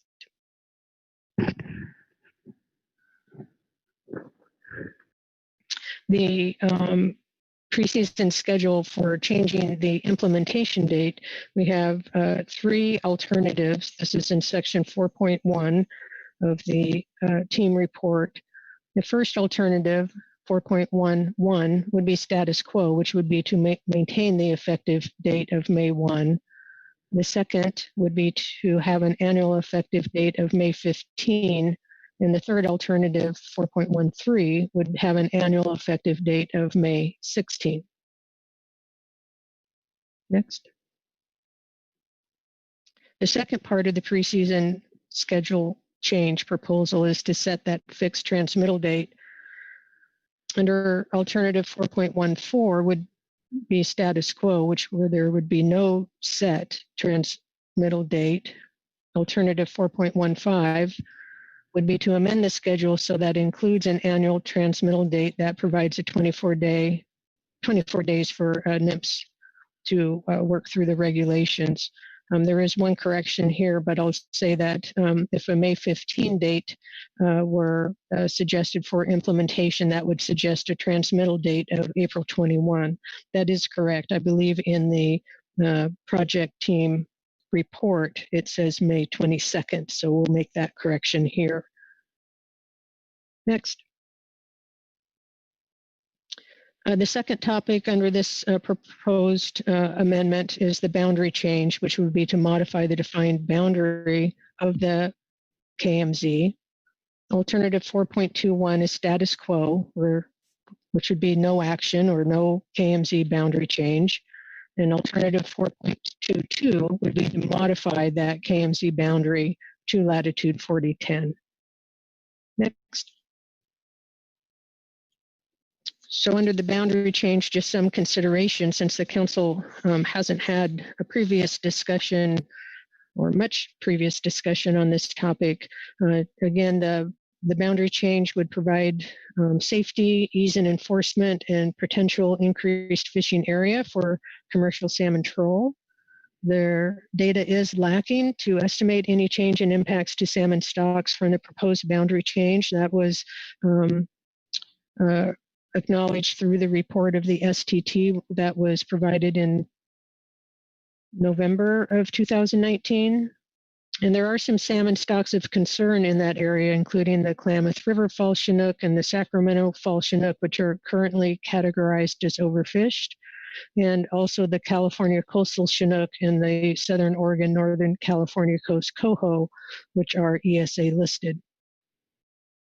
Next. And for housekeeping items, this is the third topic under the proposed amendment. No action really needed here. We introduced some of the housekeeping topics. They are provided in section 5 of the project team report. There's some status determination criteria that just needs to be updated. We would update the FMP to reflect the NIMS regional reorganization, and then other minor items as needed. Next. So the timeline or trajectory for 2020, again, as we've noted in September, the project team was assigned to develop a report for November on the proposed preseason schedule change. The team did that in November 2019. The council identified the FMP topics for the FMP Amendment 20, which is the schedule and the boundary, and they also adopted the purpose and need, scope, and range of alternatives for the preseason schedule. So here at the June 2020 council meeting, we'd look for the council to adopt the scope and purpose and need for the boundary change and identify and adopt any preliminary preferred alternatives for both topics for public review. And then during July and August, the project team would work to develop any analytical documents as necessary, so the council would have those in hand by September 2020, where they would consider adopting the final preferred alternatives for both topics for recommendation to NIMS, which as usual is a fairly short timeline. Next. So again, just as a reminder, our goals for today are to adopt the purpose and need and scope of action for the boundary proposal, review the range of alternatives for both proposals, and consider adopting preliminary preferred alternatives for those proposals. And then just acknowledge the workload and timeline provided in section 7 of the team report. And next, I think that concludes the presentation. Thank you. Thank you, Robin. By the way, there's a crackle or something in your audio. You might want to check your headset connections. I could understand what you were saying, but it would be better if we could solve that problem. Are there any questions for Robin on this overview? Susan Bishop. Thank you, Mr. Vice Chair. Robin, going back to slide 8, I just want to make sure I understood something that you had said. Let's see. I think you mentioned in that very last or the sub bullet at the very bottom, I think when you had gone over that, you said that May 15th would suggest a transmittal date of, I thought you said May 22nd, but I think you meant April 22nd. I just wanted to confirm. Thank you, Susan. That could very well be. Yes, April 21 would be the date I would have intended to say. Okay. And then, okay. And Mr. Vice Chair, I also, I don't know if this is the appropriate place or a little bit later, but I also wanted to raise a potential third alternative with regard to the boundary change. I'm not sure the best time to do that. Well, why don't we just see if there are any further questions on Robin's presentation, and then I'll turn back to you, Susan, if that's okay. Chris Kern. Thanks, Mr. Vice Chair. Just so it appears that we've, relative to the date, we've already I had lost track that we had already sort of adopted the range of alternatives, and it sounds like we're looking more for a preliminary preferred at this point on that specific one. Can I just get clarification on if that is the correct scenario? Robin? Thank you, Mr. Vice Chair. That is correct. The action under this agenda item is to review the progress and adopt a range of alternatives and consider preliminary preferred alternatives as appropriate. So the council has already taken the first steps back in November for the preseason schedule and looking at the range of alternatives, scope of action, and purpose and need, and would be considering preliminary preferred at this meeting just as a the normal progress of the amendment. And then for the boundary change, it was only in November that the council decided to move forward with this. And so this is the first time that the council is looking at the range of alternatives, purpose and need, and scope of action specific to the boundary change. But the hope is that if it's deemed appropriate, that the council could adopt the range of action, or excuse me, the scope of action, purpose and need, and preliminary preferred alternatives for the boundary change at this meeting as well, so that both topics are working on the same timeline as we look to consider them again in the fall. Did that answer your question, Chris? Yes, Mr. Vice Chair, it does. If I could just a little follow up on that. Of course. Relative to the preseason schedule and the transmittal, whether there should or should not be a transmittal date, I was trying to reconstruct some of our past conversations about that, and the best I could do was a recollection that the last time we had a discussion, there was a little bit of uncertainty as to whether that a formal transmittal date was actually helpful or not. I'm wondering if anybody else recalls that discussion that way. I wasn't able to sort of reconstruct that discussion very well from the document in my head. I apologize for just lobbing that out there that way, but I just can't recall having, I was looking for a recap of that conversation if anybody recalls it.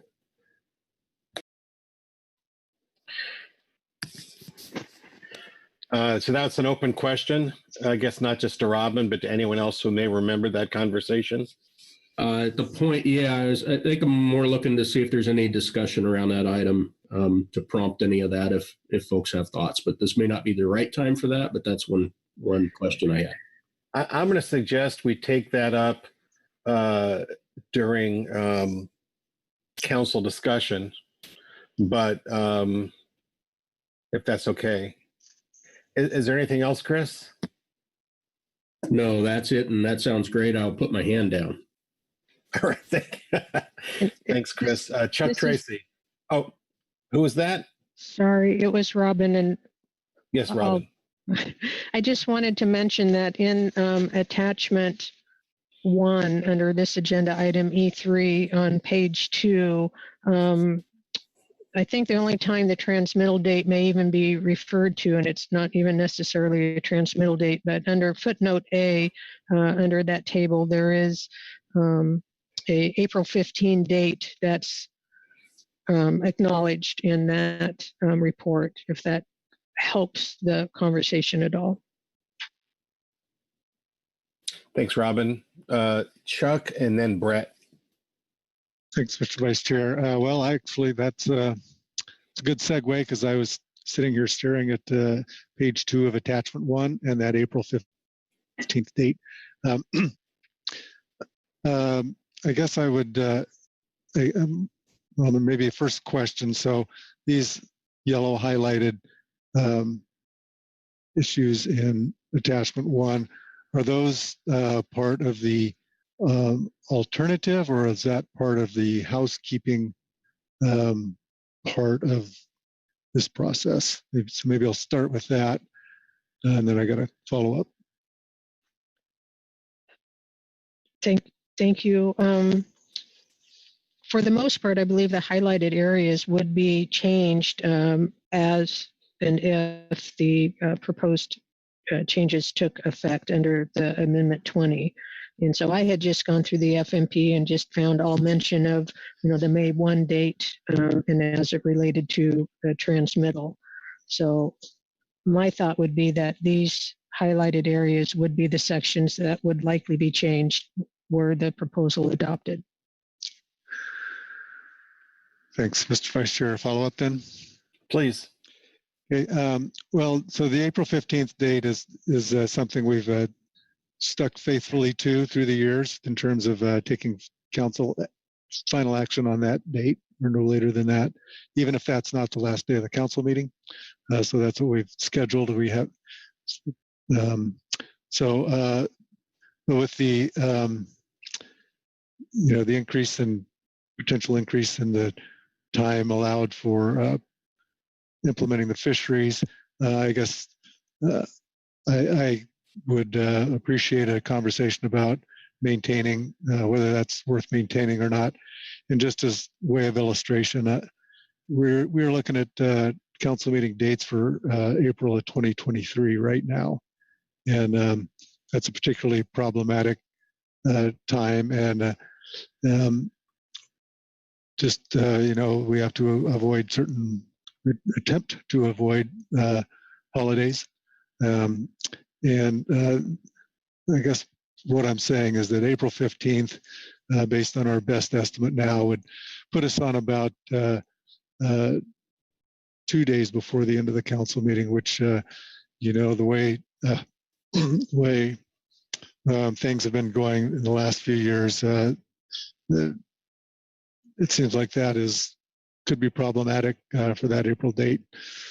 So I just wanted to make sure people had that on their radar screen and be willing to have a discussion about retaining that date. Thank you. All right, thank you, Chuck. Brett? Thank you, Mr. Vice Chair. I'm not sure that this is timely because I'm not sure what I see. Chris has his hand up and he may be wanting to respond to the dialogue that Chuck was engaged in there. But I just want to offer that I heard Mr. Kern's previous question about adoption of the range of alternatives and Robin's answer, but it's still not clear to me what the task is. I did not recall that we adopted a range of alternatives under Amendment 20. And so I apologize for being dense, but I'm just looking for a little more clarity on when we did that and what that covered. Robin? Thank you, Mr. Vice Chair. In November 2019, the council received a project team report on the schedule change, and that report included the purpose and need, scope of action, and range of alternatives that the council considered and adopted. And then that November 2019 meeting was considered the first of 3 meetings that is it typically takes to amend the FMP. So that's my understanding. That's what the council did for the proposed preseason schedule change. And at that same meeting, the council heard the report from the STT about the boundary change and also decided that the boundary change could be part of this FMP Amendment 20 that the council had already decided to proceed with, just as long as the boundary change didn't hinder the progress of the preseason schedule change.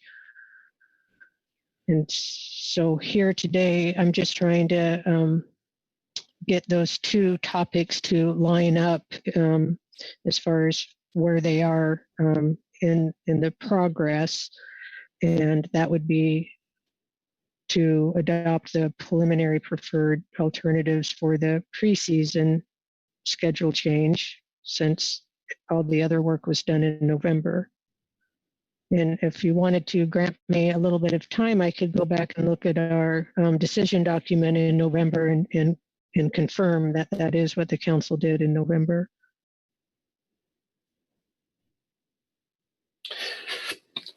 Okay, thanks for that, Robin. I see a number of hands raised. I will say that I went back to try to look in the decision document, and when I clicked on the link, I got a message, oops, page not found. So I didn't have any success there. Let me turn in order that the hands were raised. Chris Kern, followed by Brett, followed by Susan.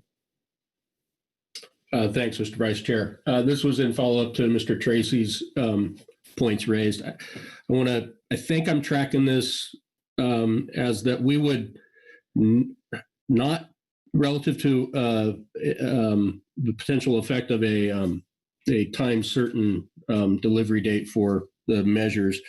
I was viewing that as separate and distinct from the actual council meeting schedule. So I see the FMP says we intend to conclude our work by April 15th each year, but I think this task that we're looking at in the alternatives currently under attachment 2 is relative to a specific transmittal date, and I was viewing that as something separate and distinct from this. Obviously, they bear on each other, but distinct from the April 15th meeting schedule. So I'm looking to see if I'm hearing that correctly.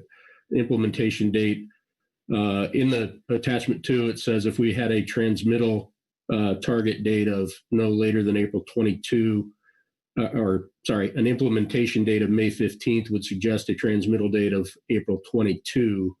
I believe that was just to submit the package to NOAA as opposed to conclude the meeting, although obviously they are related.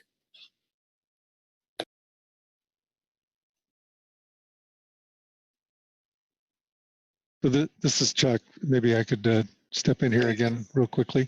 Yeah, so I got was kind of my question as to, again, whether the April 15th date was part of the, the transmittal date alternative, or if that was something that needed to be cleaned up under, sort of a housekeeping process. So, so regardless of how it gets done, I guess I would just like to encourage some discussion about that.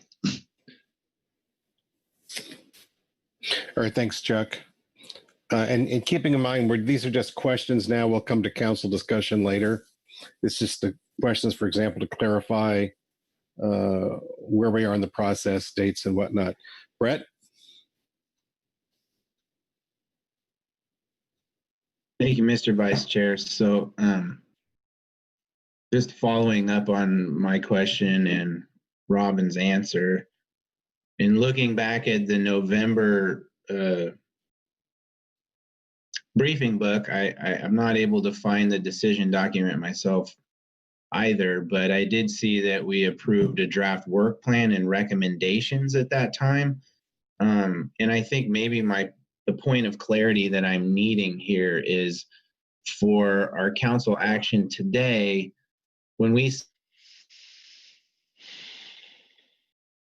say being in the plural, and we're talking about approving the range of alternatives as outlined in the document we were provided for this particular agenda item, meaning including the meaning that we're adopting the range of alternatives for the season starts of May 1, 15, or 16, in addition to the transmittal dates and the boundary line change. So we're in short, are we essentially just adopting what we had planned as a draft objective back in November?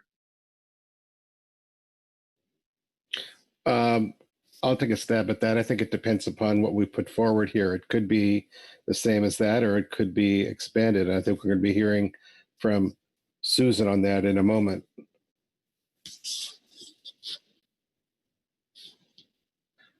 Chuck? Thank you. I just went quickly back to my notes. These are not the official motions or guidance, but from November of 19, my notes indicate that the range of alternatives was to be adopted at the next meeting. So, and I believe that is this meeting. So I don't believe we've range of alternatives was adopted at the November council meeting. But I will take a closer look at the official meeting record and go from there.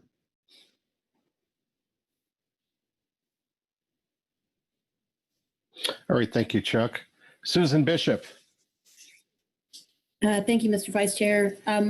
My memory is a little fuzzy on this, as well as in terms of exactly what we adopted in November, but I would call the council's attention to the fact that we had, that NOAA anyway, had provided a document with the help of the council staff at the September meeting that outlined issues associated with the date change. And there was significant discussion around the issues raised in that work group report, or which would include, the issues around the transmittal date and the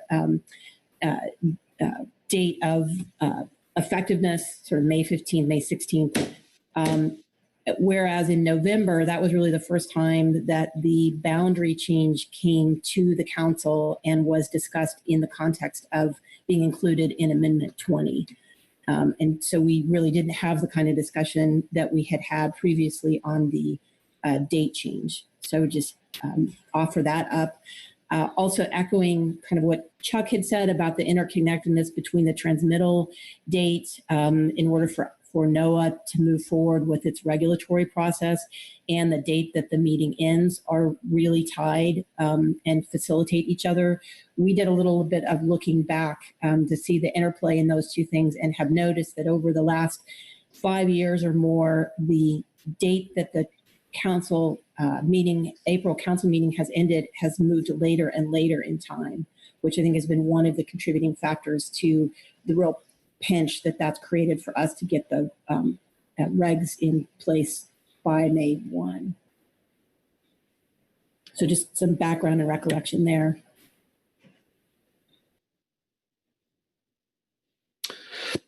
All right.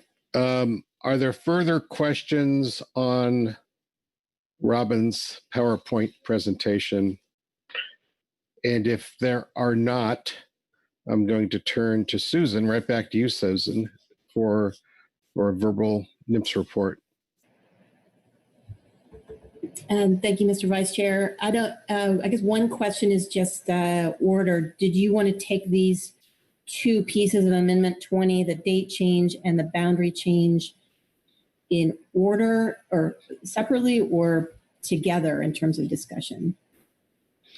I think, well, right now we're in reports, so I think you can offer your reports one at a time. Later, when it comes time for council action, we will take them one at a time, but that will follow public comment. Okay. Thank you.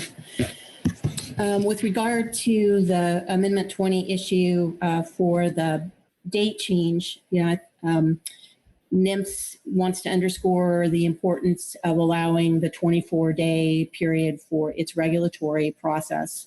As many of you know, particularly in the last 2 years, we have either had to extend that date past May 1 or have come very close to not being able to complete the regulatory work for a variety of reasons. No one foresaw what happened this year, for example, and all the complications that created.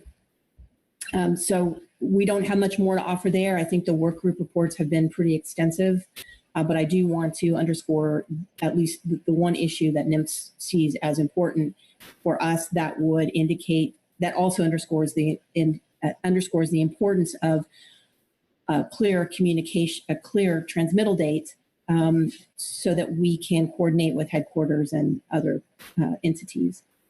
The other part of the NIMS report is the proposal, and I would be prepared to offer a motion to this for consideration of an additional alternative for the boundary change, and that would be creation of a conservation zone that would be between the proposed boundary and the current boundary that could be implemented in years when the Klamath Chinook abundance was very low.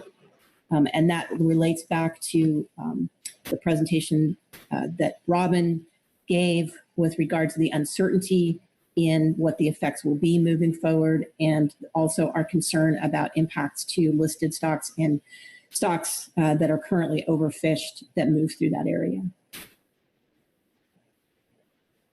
And that concludes my remarks. Thank you very much, Susan. Are there questions for Susan? I am not seeing any. Thank you very much, Susan. We'll next take the report of the Salmon Advisory Subpanel. Mr. Butch Smith. Thank you, Mr. Vice Chair. Council, Butch Smith, Chairman of the SAS. I'll be reading our statement agenda item E3A, Supplement SAS Report 1, dated June 2020.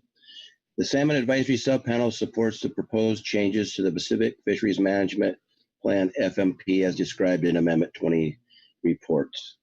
The SAS has long supported the boundary change, which will move Fort Bragg northern boundary 5 miles north to the 4010 line, or what we commonly refer to as the Hellwell line. The SAS does not see any risk in making the changes and believes that the change could provide the benefit of reducing safety hazards and improving regulations for enforcement. The change in the preseason schedule would not have an effect on the salmon fisheries as long as the preseason planning the year prior accounts for fisheries that begin earlier in the season, April to mid-May timeframe. The SAS understands that the federal regulatory process is complex, but also acknowledges that council process also takes time for thoughtful and informative decisions. The SAS supports the schedule change with the understanding that time requires for the technical analysis and reporting needs to structure the salmon season will not be reduced. Thank you, Mr. Vice Chair. Thank you, Butch. Are there questions for Butch on the SAS report? I'm not seeing any. Thank you very much, Butch. And next we'll hear from the enforcement consultants, Captain Puccinelli.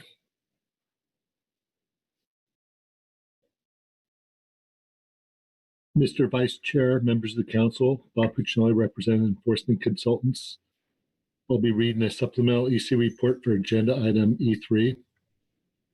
Enforcement consultants do not have any concerns with the proposed change to modify the defined southern boundary of the KMZ from latitude 4005, 5 miles north to 4010 latitude.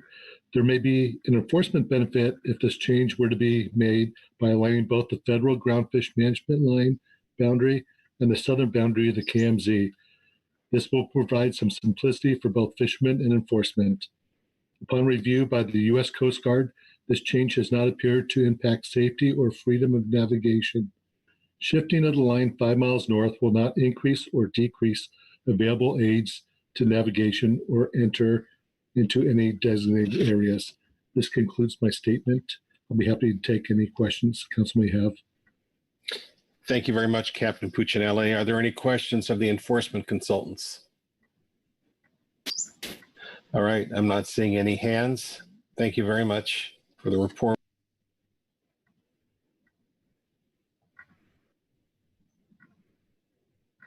That concludes all of the reports that I have, I believe, and would take us to public comment.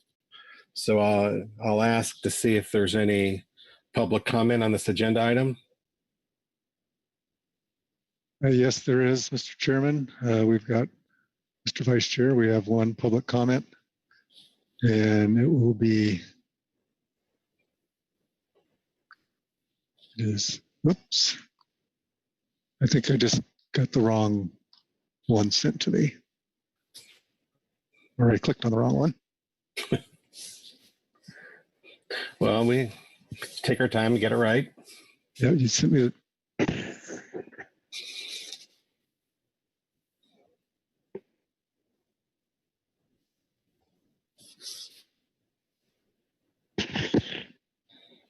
Anyway, we have one comment from John Keppen. All right, Mr. Keppen, you're up. Raise your hand to make sure we can identify you, and you can be unmuted.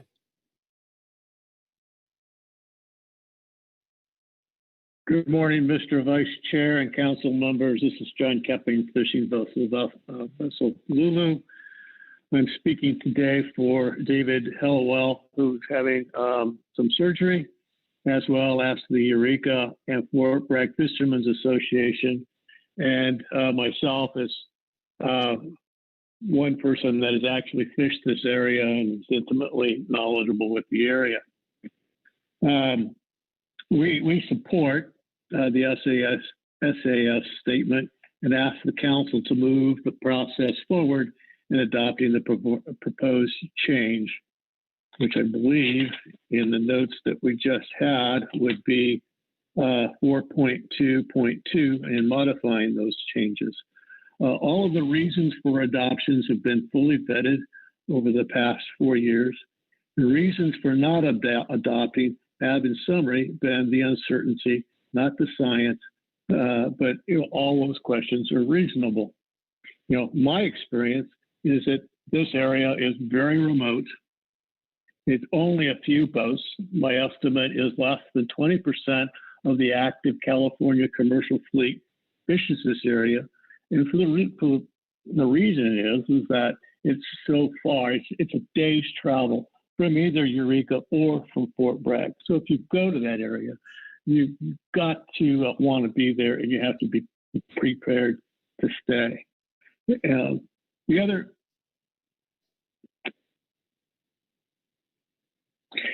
thing to note about this area is the fish that do transit through there and that we are harvesting are in transition. In other words, they don't start. So there was an interesting comment made in the SAS presentation the other day about concern for effort shift. If you were at Point Arena, which would be the southern border of the Fort Bragg management zone, and heard that there was a bite at Shelter Cove, which is just south of this boundary change, it would take you all day to get there. By the time you got there, those fish had already migrated across the line. So after shift, although it's a really good question, is in this area so large is not a concern. And the other question that Susan brought up, which was very valid, is what happens to some of the other stocks that are in jeopardy, for like coastal Chinook, for example. These fish are being regulated by the abundance and escapement on the Klamath. And this year is a really good example where we're in an overfish status, and the Fort Bragg zone only got 5 days of fishing. And that's pretty much been the pattern since 2016, which is the last time we had any significant amount of time in the Fort Bragg zone. And as far as I can see, as the California Troll representative, I don't see us getting out of that pattern anytime within the foreseeable future. So the point is that those stocks of concern are protected and follow our ability to fish the Fort Bragg management zone based on the Klamath management plan and that the availability of fish and fishing time. So with that, I know that this is a fisherman and a fishing community's action, which has little to no risk. We ask the council to reward David for his efforts and suggest and to support the Eureka and Fort Bragg fishing communities by adopting the management line and moving it to 40.210. And at that, I conclude and thank you for your time and consideration, and open the floor for questions if there are any. Thank you. Thank you very much, John. Are there any questions for John on the public comment he offered? All right, John, I don't see any questions, but thanks very much for your public comment. And thanks to Dave for all of his efforts coming time and again to raise the issue before the council. So that concludes public comment and brings us to council discussion and action. For simplicity, let's take these one at a time. And so can we first have discussion and action on the scheduling portion of Amendment 20? And of course, when we take action, it'll be by motion so that there'll be something in writing for us to refer to down the road. There won't have any confusion. Kyle Addix. Thank you, Mr. Vice Chair. This actually pertains to both, and other people probably did the same thing, but I pulled up the November meeting transcript as we were listening to see what we had actually done back in November. In November, there was a motion made and then some more discussion and then a recognition that we needed to reconsider that motion and amend it. And so the motion that wound up being passed was an amendment was a motion that the council move forward with the Salmon FMP amendment as presented in agenda item E3 attachment 2, which was the work group report, with the addition of the adjustment of the 4005 boundary line to 4010. So we did actually go back and make that motion to start the amendment process at the November meeting. Oh, thanks very much, Kyle. I would have liked to have gone back and researched that, but when you've got the gavel, it's kind of hard to do that. Thanks very much. All right. Any further discussion either in general or specifically taking them one at a time on the scheduling issue?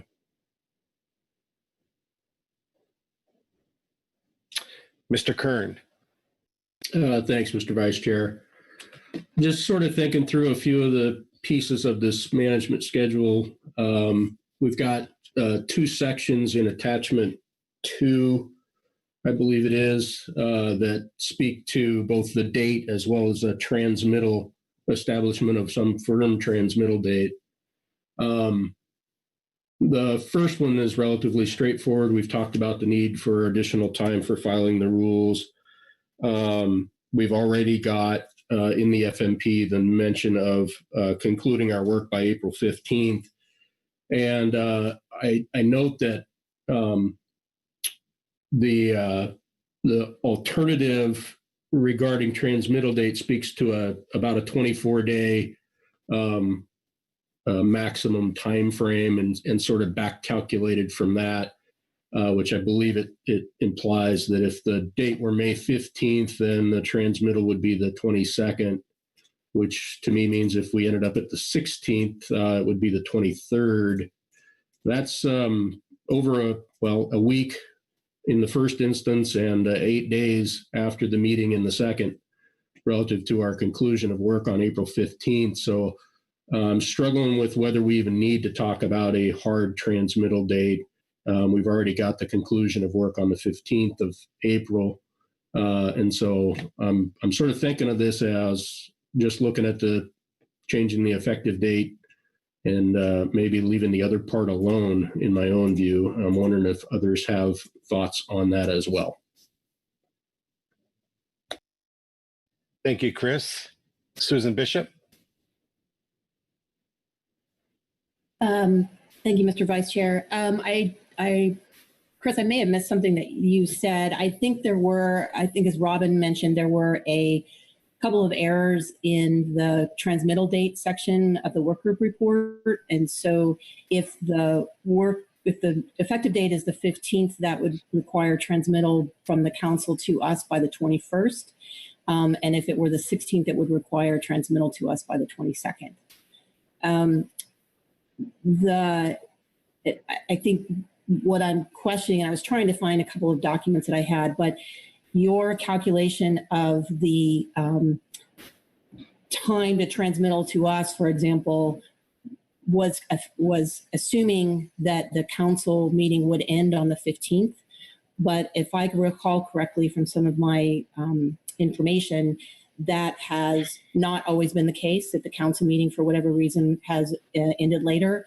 I think, Chuck, looking forward at the 23rd, if my calculations are right, I think that, 2023, you might be looking at a council meeting that doesn't end until the 18th.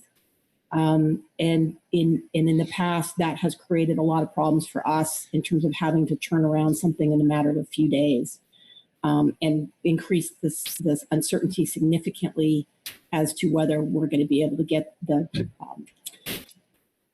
as to whether we're going to be able to get that regulatory work done and regulate in place in time for the fishery to open. So for us, having that certainty of a transmittal date is pretty key. And I would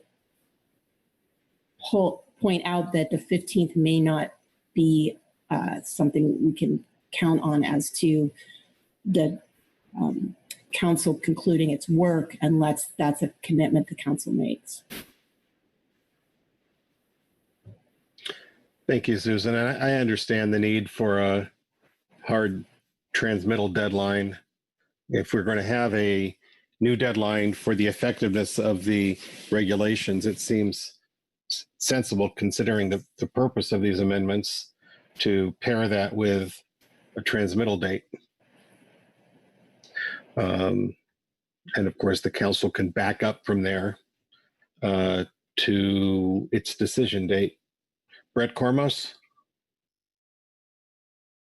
Thank you, Mr. Vice Chair. I'll just offer a couple of thoughts on the concept of a firm transmittal date. I will note that this amendment, as currently being considered, is adding essentially 14 or 15 days to the timeline for National Marine Fisheries Service to promulgate the regulations. And so what I'm trying to say there is that we've taken a very substantial step toward easing the burden and the difficulty in getting those regulations put in place on time. Setting a firm transmittal date, specifically in the instance that Susan described, does put a significant amount of pressure on council staff and the STT, such that while we're giving a great deal in terms of time for NIMS, we're not getting a great deal in terms of time for getting the final package ready for transmittal. It does have drawbacks on this side of the equation, I would anticipate, for the STT and council staff. Thank you, Brett. Susan? Thank you, Mr. Chairman, or Mr. Vice Chair. I understand this puts a huge amount of pressure on all folks concerned. That has always been the case, and that the additional time that's provided in the date move will provide some relief. But it is not a large relief in being able to get the regulations in place with certainty. So I would say that if the transmittal date is, if we do not have a firm transmittal date on what we can account and what that we can count on, our ability to ensure the council that we will be able to get the regulations in place by the effective date becomes much greater. Chris Curran? Oh, sorry, Susan, were you done? I was just going to add to, if that compromises the 24-day period to for us to be able to accomplish our regulatory work. Thank you, Mr. Vice Chair. Thank you, Susan. Chris Curran? Thanks. I guess part of what I'm struggling with, and I don't want to spend too much time on this because I think we can just move on at some point, but if NOAA comes in on an annual basis and tells us that if they can't get the transmittal more than 20, at least 24 days ahead of time, and we calculate whatever day that is. I'm not seeing that having a hard transmittal date on paper makes much difference. We're going to have to get stuff done in time for NOAA to file so that fisheries can proceed, and we've got to figure out how to do that. Whether there's something on paper that says it's a certain date or not, it seems less relevant to me. And I think that's just sort of what I'm struggling with. Whether it's on paper or not, that's how we're going to operate. And so, yeah, that's part of why I'm kind of wanting to talk about this and balking a little at it than the fundamental issue of trying to get stuff done on time. That's absolutely not something I'm questioning. Thank you, Chris. Kyle, followed by Brad. Thank you, Mr. Vice Chair. Similar to Chris's comments, I think every year we're going to know what the drop dead date is. I don't know if there'll be changes in the federal process that make the number of days needed change. I suppose it could increase or decrease it, but don't know that I see the value of putting that date in the FMP, recognizing that we're going to do everything we can to hit that date and have the rules in place. Also, just the way this discussion's going, I know there's the May 15th versus May 16th question that we need to resolve, and it seems to me that May 16th makes more sense, given the uncertainty and wanting to have the maximum time we can for the STT to finish BRE3 and for NOAA to do their work once they have that. Thanks, Kyle. And keep in mind, we're just merely adopting a range of alternatives at this time and not making a final decision. Brad? Yeah, thank you, Mr. Vice Chair. It seems like to me we're getting, a hard date is causing issues. And since the council meeting varies from year to year when we have it, why don't we set the date as 24 days after transmittal, and that'd be a floating date. And we would know that date as the council meetings develop. Certainly in March, we'd know what that date is going to be. It seems to me that we're trying to make things harder than they are. A floating date based on the transmittal date would be better. That's all I got to say. So to be clear, are you suggesting that we, at the March meeting, set an effective date for the regulations based on whatever the calendar is that year for the April meeting? Well, I think, yes, there's probably different ways to do that. But I would present to you that the date would be 24 days, how many days after transmittal. And I would think by March, we would know what that transmittal date is going to be. And we could write that into the motion and on each year. Just throwing it out there as an option. I don't know if that's possible or not, but something that would make it a little less sticky than where we're going here. All right, thanks for that, Brad. That's something we might want to consider adding as an alternative. Susan? Thank you, Mr. Vice Chair. I guess certainly that would be an option, but I think it would increase even more the lack of certainty as to when the fisheries would be in place. So if we need 24 days to complete our regulatory work after whenever we get the package, that would push the May date out even further, which would create some uncertainty in how we craft the regulatory language the year before in how to deal with the pre or early May fisheries. It would cause more uncertainty in our work with headquarters in being able to effectively coordinate the regulation package as it moved through. And also, as we get further and further into May, the proportion of the catch that occurs starts to increase pretty dramatically. And so our sort of arguments of our points about the effect of the regulation being relatively minor because the catch is relatively small becomes less effective, I guess I would say. So I would be I guess I would say NOAA is probably concerned about that kind of alternative. But like you said, we're adopting ranges of alternatives here. The other thing I guess I'm having a little difficulty with is that if we are setting a May 16th or a May 15th date to have the regulations in place and have the fleet with its certainty, and we need the 24 days to do the work, then that automatically calculates a calendar date of April 21st or April 22nd, depending on your effective date, to get that package to us.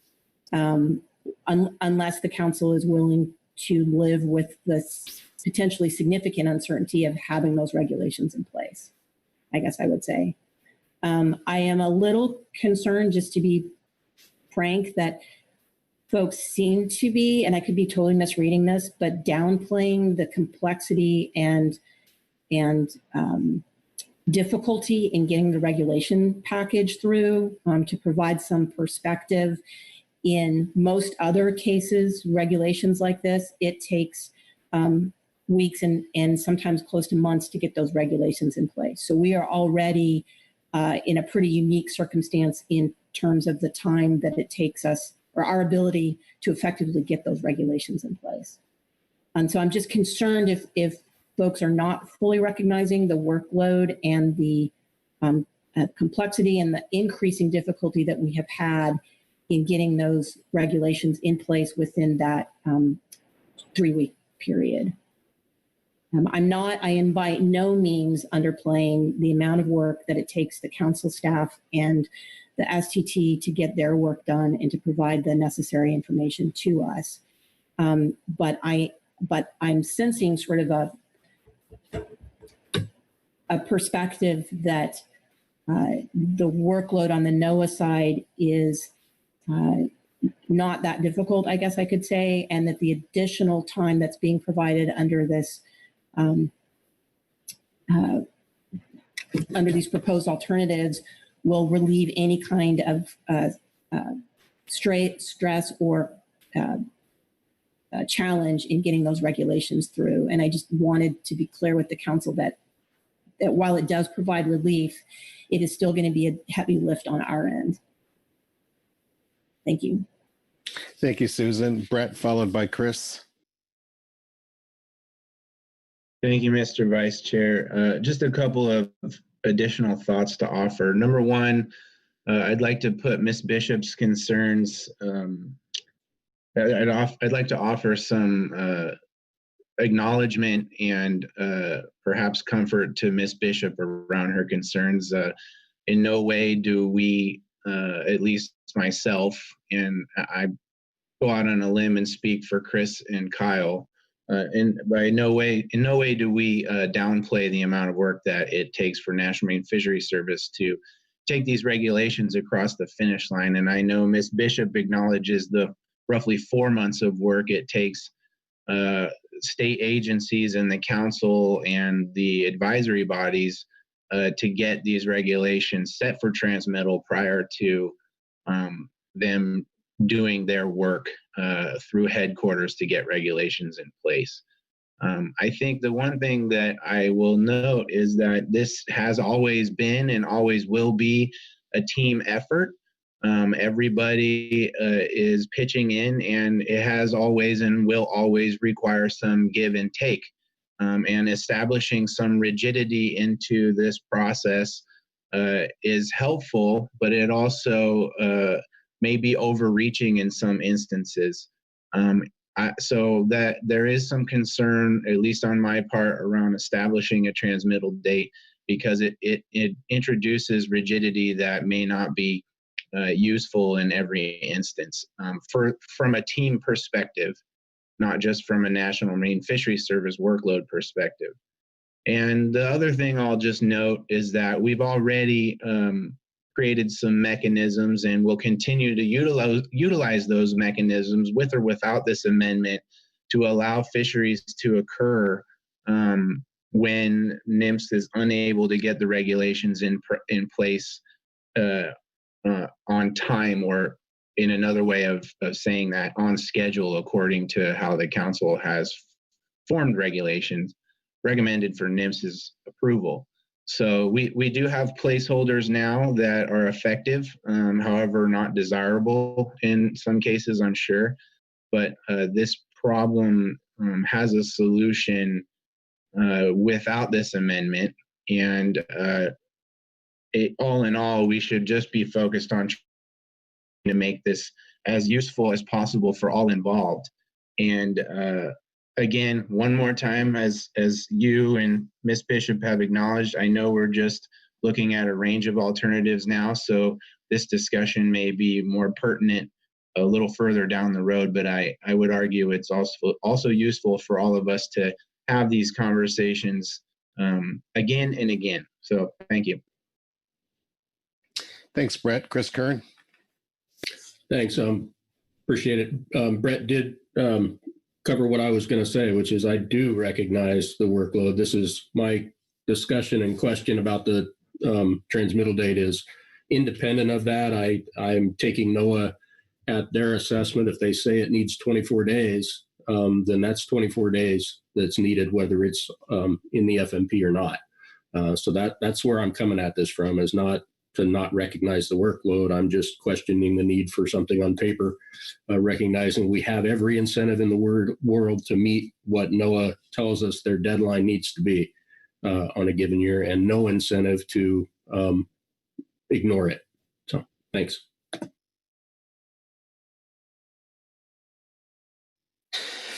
Thank you, Chris. Is there further discussion on the first part of our action here? Susan Bishop. Thank you, Mr. Vice Chair. Maybe this is just preliminary, but I think what I'm hearing from folks is that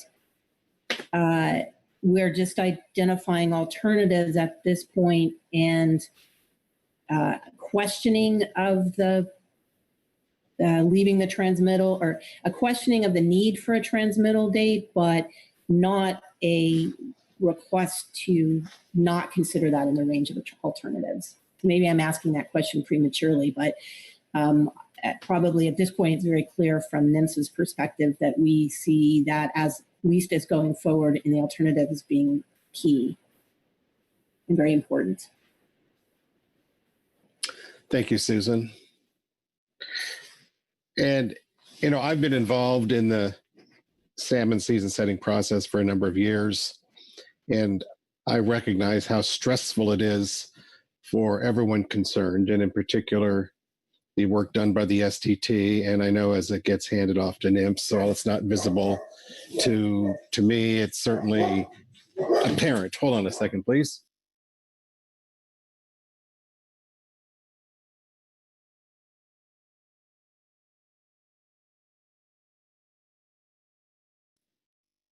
I apologize for that delay.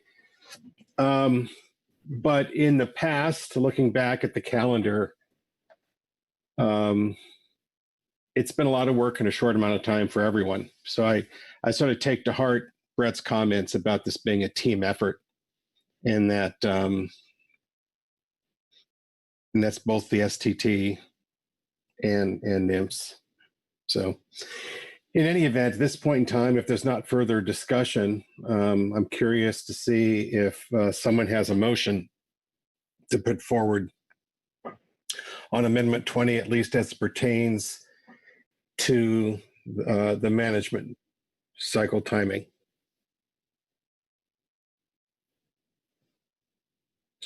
Chris Kern. Thanks, Mr. Vice Chair. I am prepared to make a motion. I'm waiting to see if it got through to Sandra. I just sent revised. I had sent you something earlier. I'm now revising that. So I'll give a second to see if she's received that. No problem. I apologize, but I needed to have some of the discussion before I finalized it. As it should be, or else the discussion is pointless.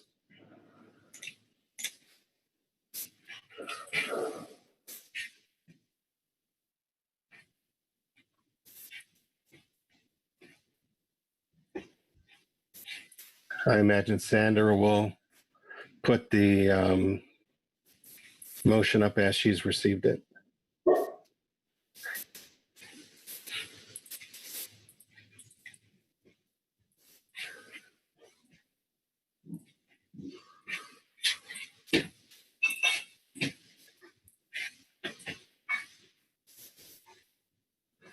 Not seeing anything yet. I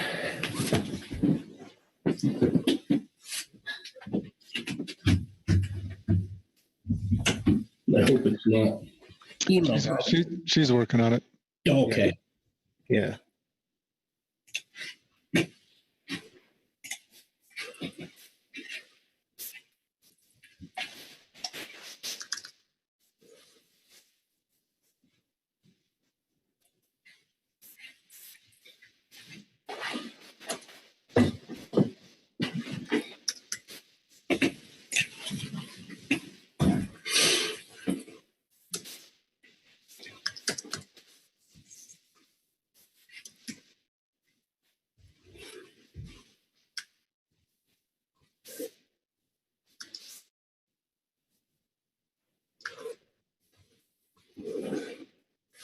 Okay.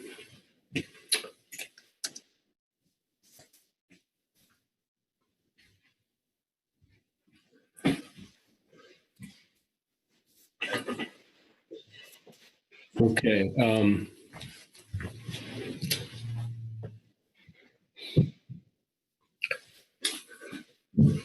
As I read this, I realize I'm struggling between range of alternatives and preliminary preferred. I will say that, there's no requirement we adopt a preliminary preferred, but certainly if that's what you wish to put in your motion, that's perfectly fine. Yeah, I don't want to bypass the adoption of a range of alternatives to the exclusion. So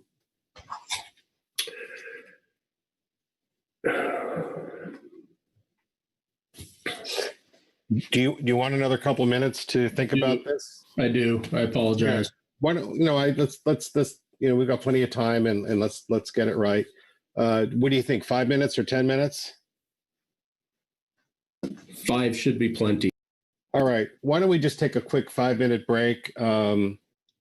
Because it would be nice if we could conclude this by noon. It's 11:02. Let's be back at 11:07. In the meantime, Chris will fine tune his motion.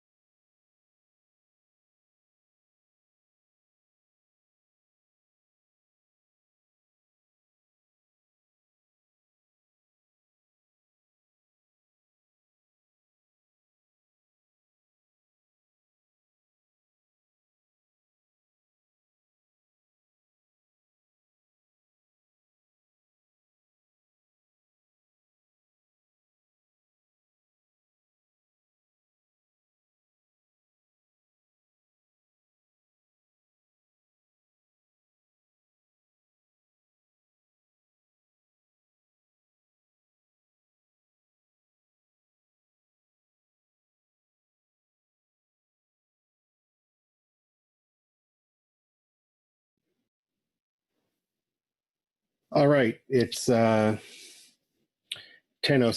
rather 11:07. We had our 5-minute break. Chris, are you prepared to go forward?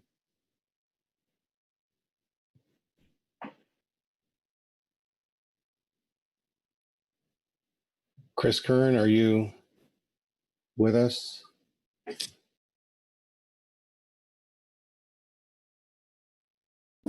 Sorry, yes, I'm working on it. Okay, very good.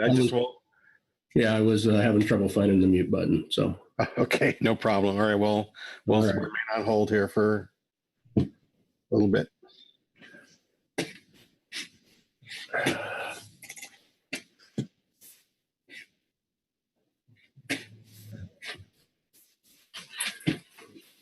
I think I have it figured out, so I just sent an update to Sandra. All right, great. Thanks very much, Chris. And we'll wait for Sandra to put up a motion.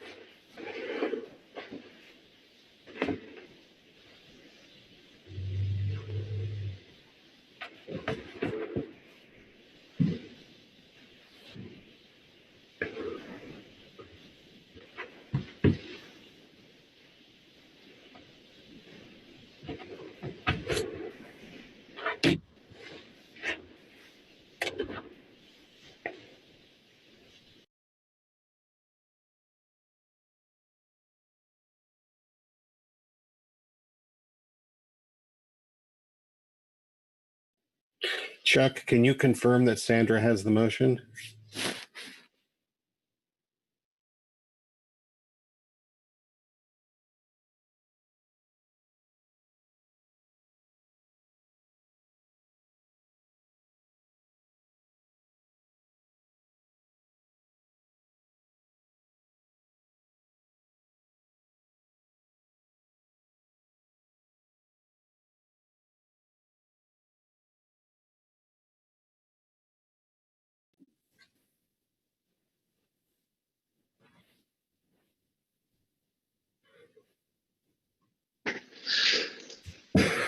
Sorry, didn't reconnect my mic. That's okay. No worries. I see it's up there now. So, yep. Chris, why don't you make your motion, confirm that what's on the screen is correct, and then we'll look and see if there's a second. Thank you. I move to adopt the purpose and need, scope of action, and range of alternatives for the proposed change to the preseason schedule as described in section 2.1, 3.1, and 4.1 in agenda item E3, attachment 2. All right, the language on the screen is accurate, correct? It is, thank you. All right, and then I'll ask for a second, and if when you make your second, please identify yourself by name. Looking for a second. This is Susan Bishop. I'll provide a second. Thank you very much, Susan. All right, Chris, would you like to speak to your motion? Thank you. And given that I've already taken a bunch of time, I'll try and be brief. Apologies for that. It was a struggle actually to kind of figure out what was needed here for me. And I think we had some discussion about a little uncertainty on that. So I apologize for that. I had thought that sort of identifying a preliminary alternative might be useful at this stage, but given our discussion and the fact that we don't really need to do that at the moment, I think that can be put aside. And so backing to this more basic motion to incorporate everything that is in attachment 2, with the exception of the boundary discussion, seems appropriate at this point. So that's all I have. Thank you. Thank you very much, Chris. Are there any questions for the maker of the motion?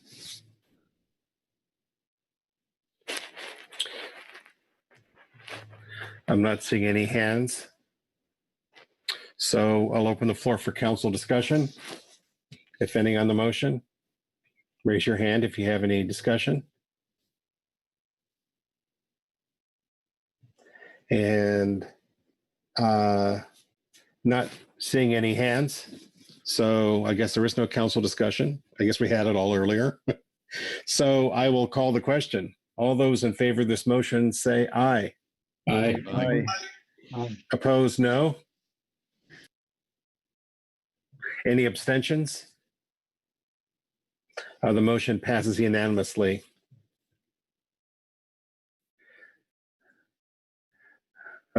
Before we move on to the proposed line boundary change, is there any further discussion on this portion of the range of alternatives for Amendment 20? Okay, I'm not seeing any. So let's go to council discussion on the line change. We had some earlier discussion, but we may want to have some additional discussion before there's a motion. But if I don't see any hands for discussion, which I don't yet see, then I will look for a motion. So at this point, I'm looking for a motion. I'm not seeing any. Susan Bishop. Thank you, Mr. Vice Chair. I do have a motion to provide, but I don't want to cut off council discussion if there is one. I just wanted to let you know I had that ready. I appreciate that, Susan. I'll again see if there's any council discussion. I'm not seeing any hands. So Susan, if you would be so kind as to go forward with your motion. Thank you, Mr. Vice Chair. I think Sandra should have the motion if she has a chance to give her time to load it up. Oh, there we go. I move that the council adopt the alternatives described in agenda item E3, attachment 2, section 4.2, proposed boundary change to modify the defined southern boundary of the KMZ from latitude 4005 Horse Mountain to 5 miles north to latitude 4010 north for analysis with the following addition. Please add a third alternative that would create a conservation zone between the current southern KMZ boundary at latitude 45 north at Horse Mountain and the proposed new southern KMZ boundary at latitude 4010 north during years when Klamath River Fall Chinook salmon are managed under the de minimis provisions of the Klamath River Fall Run Chinook Salmon Control Rule. Thank you, Susan. Is the language on the screen accurately capture your motion? It does. Thank you. I will look for a second.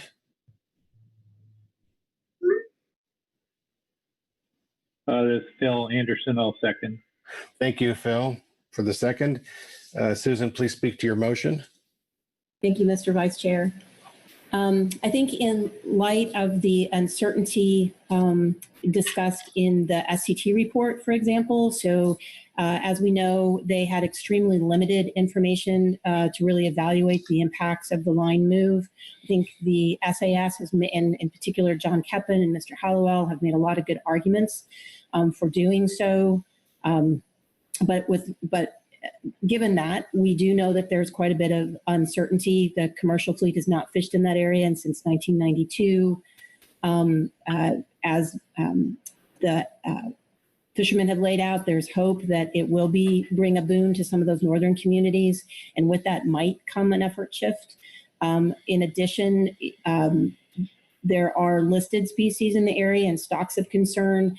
The scientific information noted in the STT report was that, for example, Coho and in particular, some of the fish returning in the coastal Chinook ESU returning to the Mattole area and Eel River further south may be more likely to be intercepted in that area.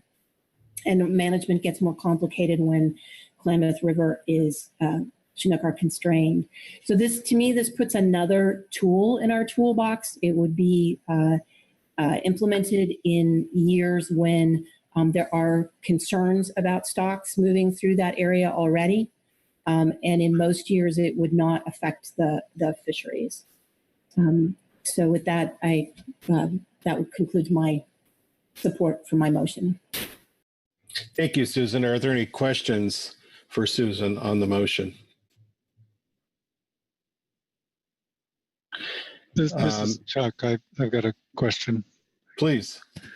Thanks, Susan. On your third alternative, so this, I guess I'm trying to interpret between your comments and what's actually on the screen there. So your comments were maybe a little more, appeared to have some flexibility, could be used in times when situation warrants. This sounds pretty prescriptive in that it would be used during de minimis provision implementation. So is that, so I guess I just want to be sure that that's, I guess, just kind of trying to resolve the distinction there between, sounded like some flexibility versus something fairly prescriptive. Thank you, Mr. Tracy. No, I did not. I'm sorry. I did not meant to infer that there was more flexibility. My intent was to explain why I thought that it was prudent in the years of when Klamath Chinook were already significantly constrained. So that, so to clarify, my motion would put the control zone in place in those years when Klamath Chinook were managed under the de minimis rule. Okay, thank you. Brett? Thank you, Mr. Vice Chair. Just putting a placeholder in for a comment when the time is right, not a question. Okay, your placeholder is noted. You'll be first in line when we come to council discussion. I have a question, and maybe this is for Chuck. To the extent this language is prescriptive, is it not merely a bookend for the range of alternatives, and we could adopt something less restrictive at adoption? Thanks, Mr. Vice Chair.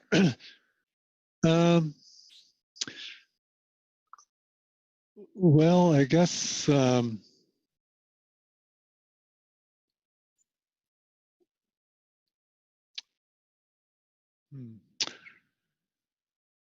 mean, this is a new concept, I guess. So we're kind of seeing this for the first time. So I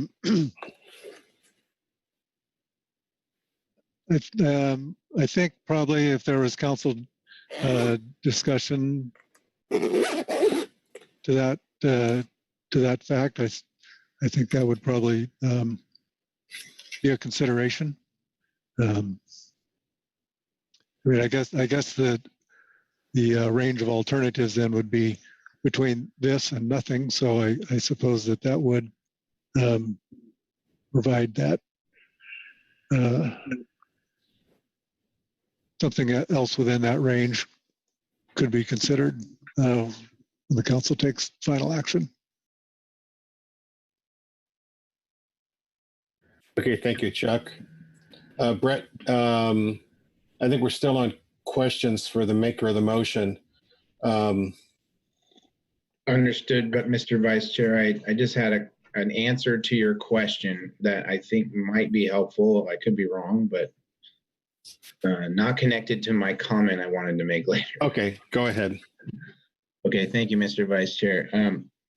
The way that I see this, and Ms. Bishop can correct me if I have this wrong, but right now the alternatives that we're considering are move the line with no contingencies or caveats attached to it, or don't move the line.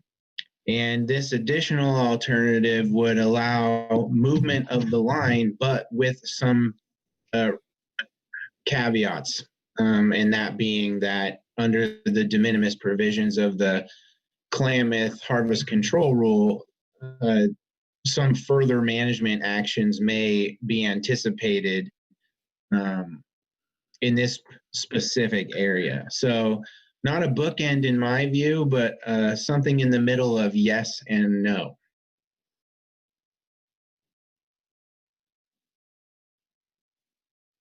Okay, thanks for that. Well, if there are no further questions for Susan, wait, Phil, do you have a question for Susan? I do. Please go ahead.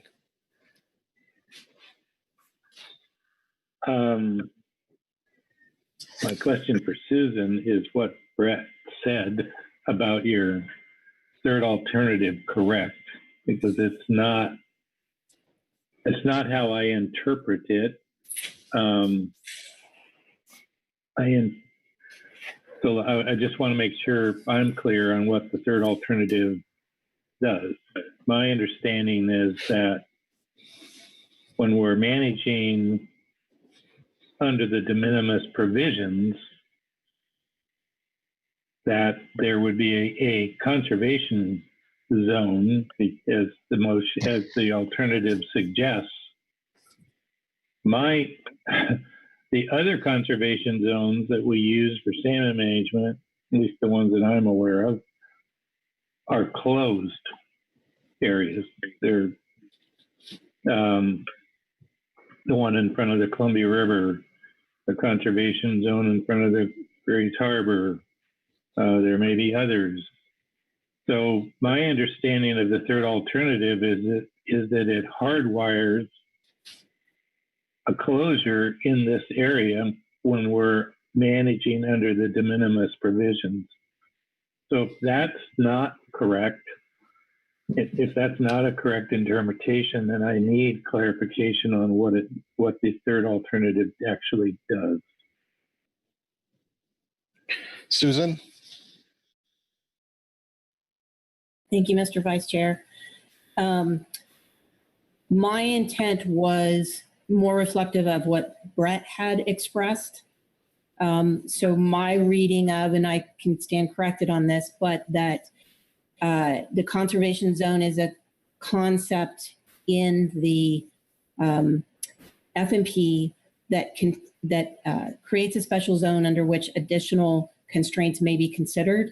But I did not see in the FMP a definition of controls or conservation zone that required closures. The examples given, I think there's rockfish and the Columbia River control zone, fishing is closed, but I did not see language in the FMP that would require it to be so. I could stand corrected on that.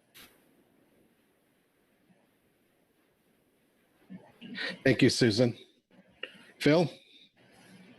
Thank you for that clarification. So this would create a new conservation zone. It does not specify what would be done in that conservation zone in terms of additional management measures when we are operating under the de minimis provisions, and that conservation zone is thereby created. It would leave open the question of whether or not anything additional needs to be done in this area when we're in that circumstance. Is that correct? Susan? Thank you. Yes, my intent was to include this for discussion and not be prescriptive as to what actions might be considered or required, and that would be part of the fuller council discussion moving forward before final action. Thank you for that clarification. Are there any further questions for Susan on the motion? If there are not, then we'll open the floor to general discussion on this motion. And Brett, I think you wanted to offer a comment. Yes, thank you for remembering me, Mr. Vice Chair. So I just want to state that on the surface, I don't have any objection to including this third alternative for our consideration as we move forward with Amendment 20. I will offer comments later on down the road as to the utility of this measure and our ability to actually pinpoint or not the benefit of such a management provision. I do think that the likelihood of being able to establish any negative or positive implications or effects from having a conservation zone or moving the line at all is low to impossible. I will just note that conservation zones or control zones make a little bit more sense when they're broader in scope, broader in size, so just bigger generally, geographically speaking, or more specific to a river mouth of return or an area where we have good data to show concentrations of stocks that we do want to avoid. And we do not have that in this particular case. We're talking about 5 miles of ocean with really no data to support a need for concern around this. I do agree that anytime we move a line without a great deal of data, there's an uncertainty introduced. But to say that it's a great deal of uncertainty to characterize it in that fashion may be somewhat of an overreach. So again, no objection to including this. I do like the idea of having another alternative that falls somewhere between a hard yes or a hard no on the line change. And I thank Susan and National Marine Fisheries Service for bringing it forward. Thank you for your comment, Brett. Is there further discussion, any further discussion on this motion? And I'm not seeing any hands, so I will call the question. All those in favor of this motion say aye. Aye. Aye. Opposed, no. Abstentions? Motion passes unanimously.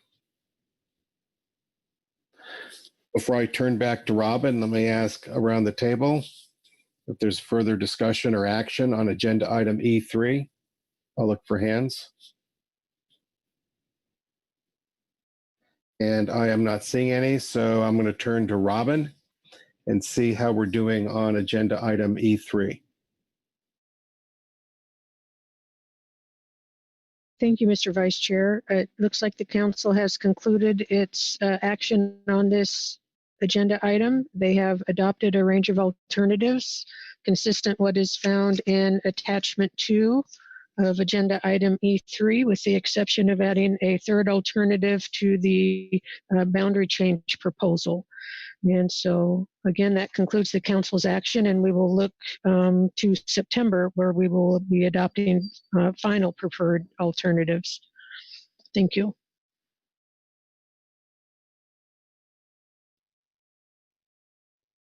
Thanks for that, Robin. Okay, I am going to pass the virtual gavel back to Chair Anderson to wrap us up for the day. Okay, thanks very much, Vice Chair Grelnick. That does take us to the end of what we have on today's agenda. I will pause for a moment and turn to the Executive Director to see whether there are any other additional things that we need to address today. Thank you, Mr. Chairman. I don't believe there are. Had some discussions with staff. I don't think there's anything we're prepared to move up for today. So with that, I think we're just be on schedule for a groundfish day tomorrow, starting with the 2021-2022 EFP and management measures part 1 and stock assessment plan in terms of reference. Okay, thanks, Chuck. And as we did today, we will have several changes in seats tomorrow, given the groundfish agenda items that we have. So we'll look forward to seeing those council members join the table. And so with that, we will recess our meeting for today on Monday, June 15th, and we will reconvene tomorrow morning on Tuesday, June 16th at 8 a.m. Hope you have a pleasant afternoon and evening, and we'll see you virtually tomorrow morning. Have a good evening.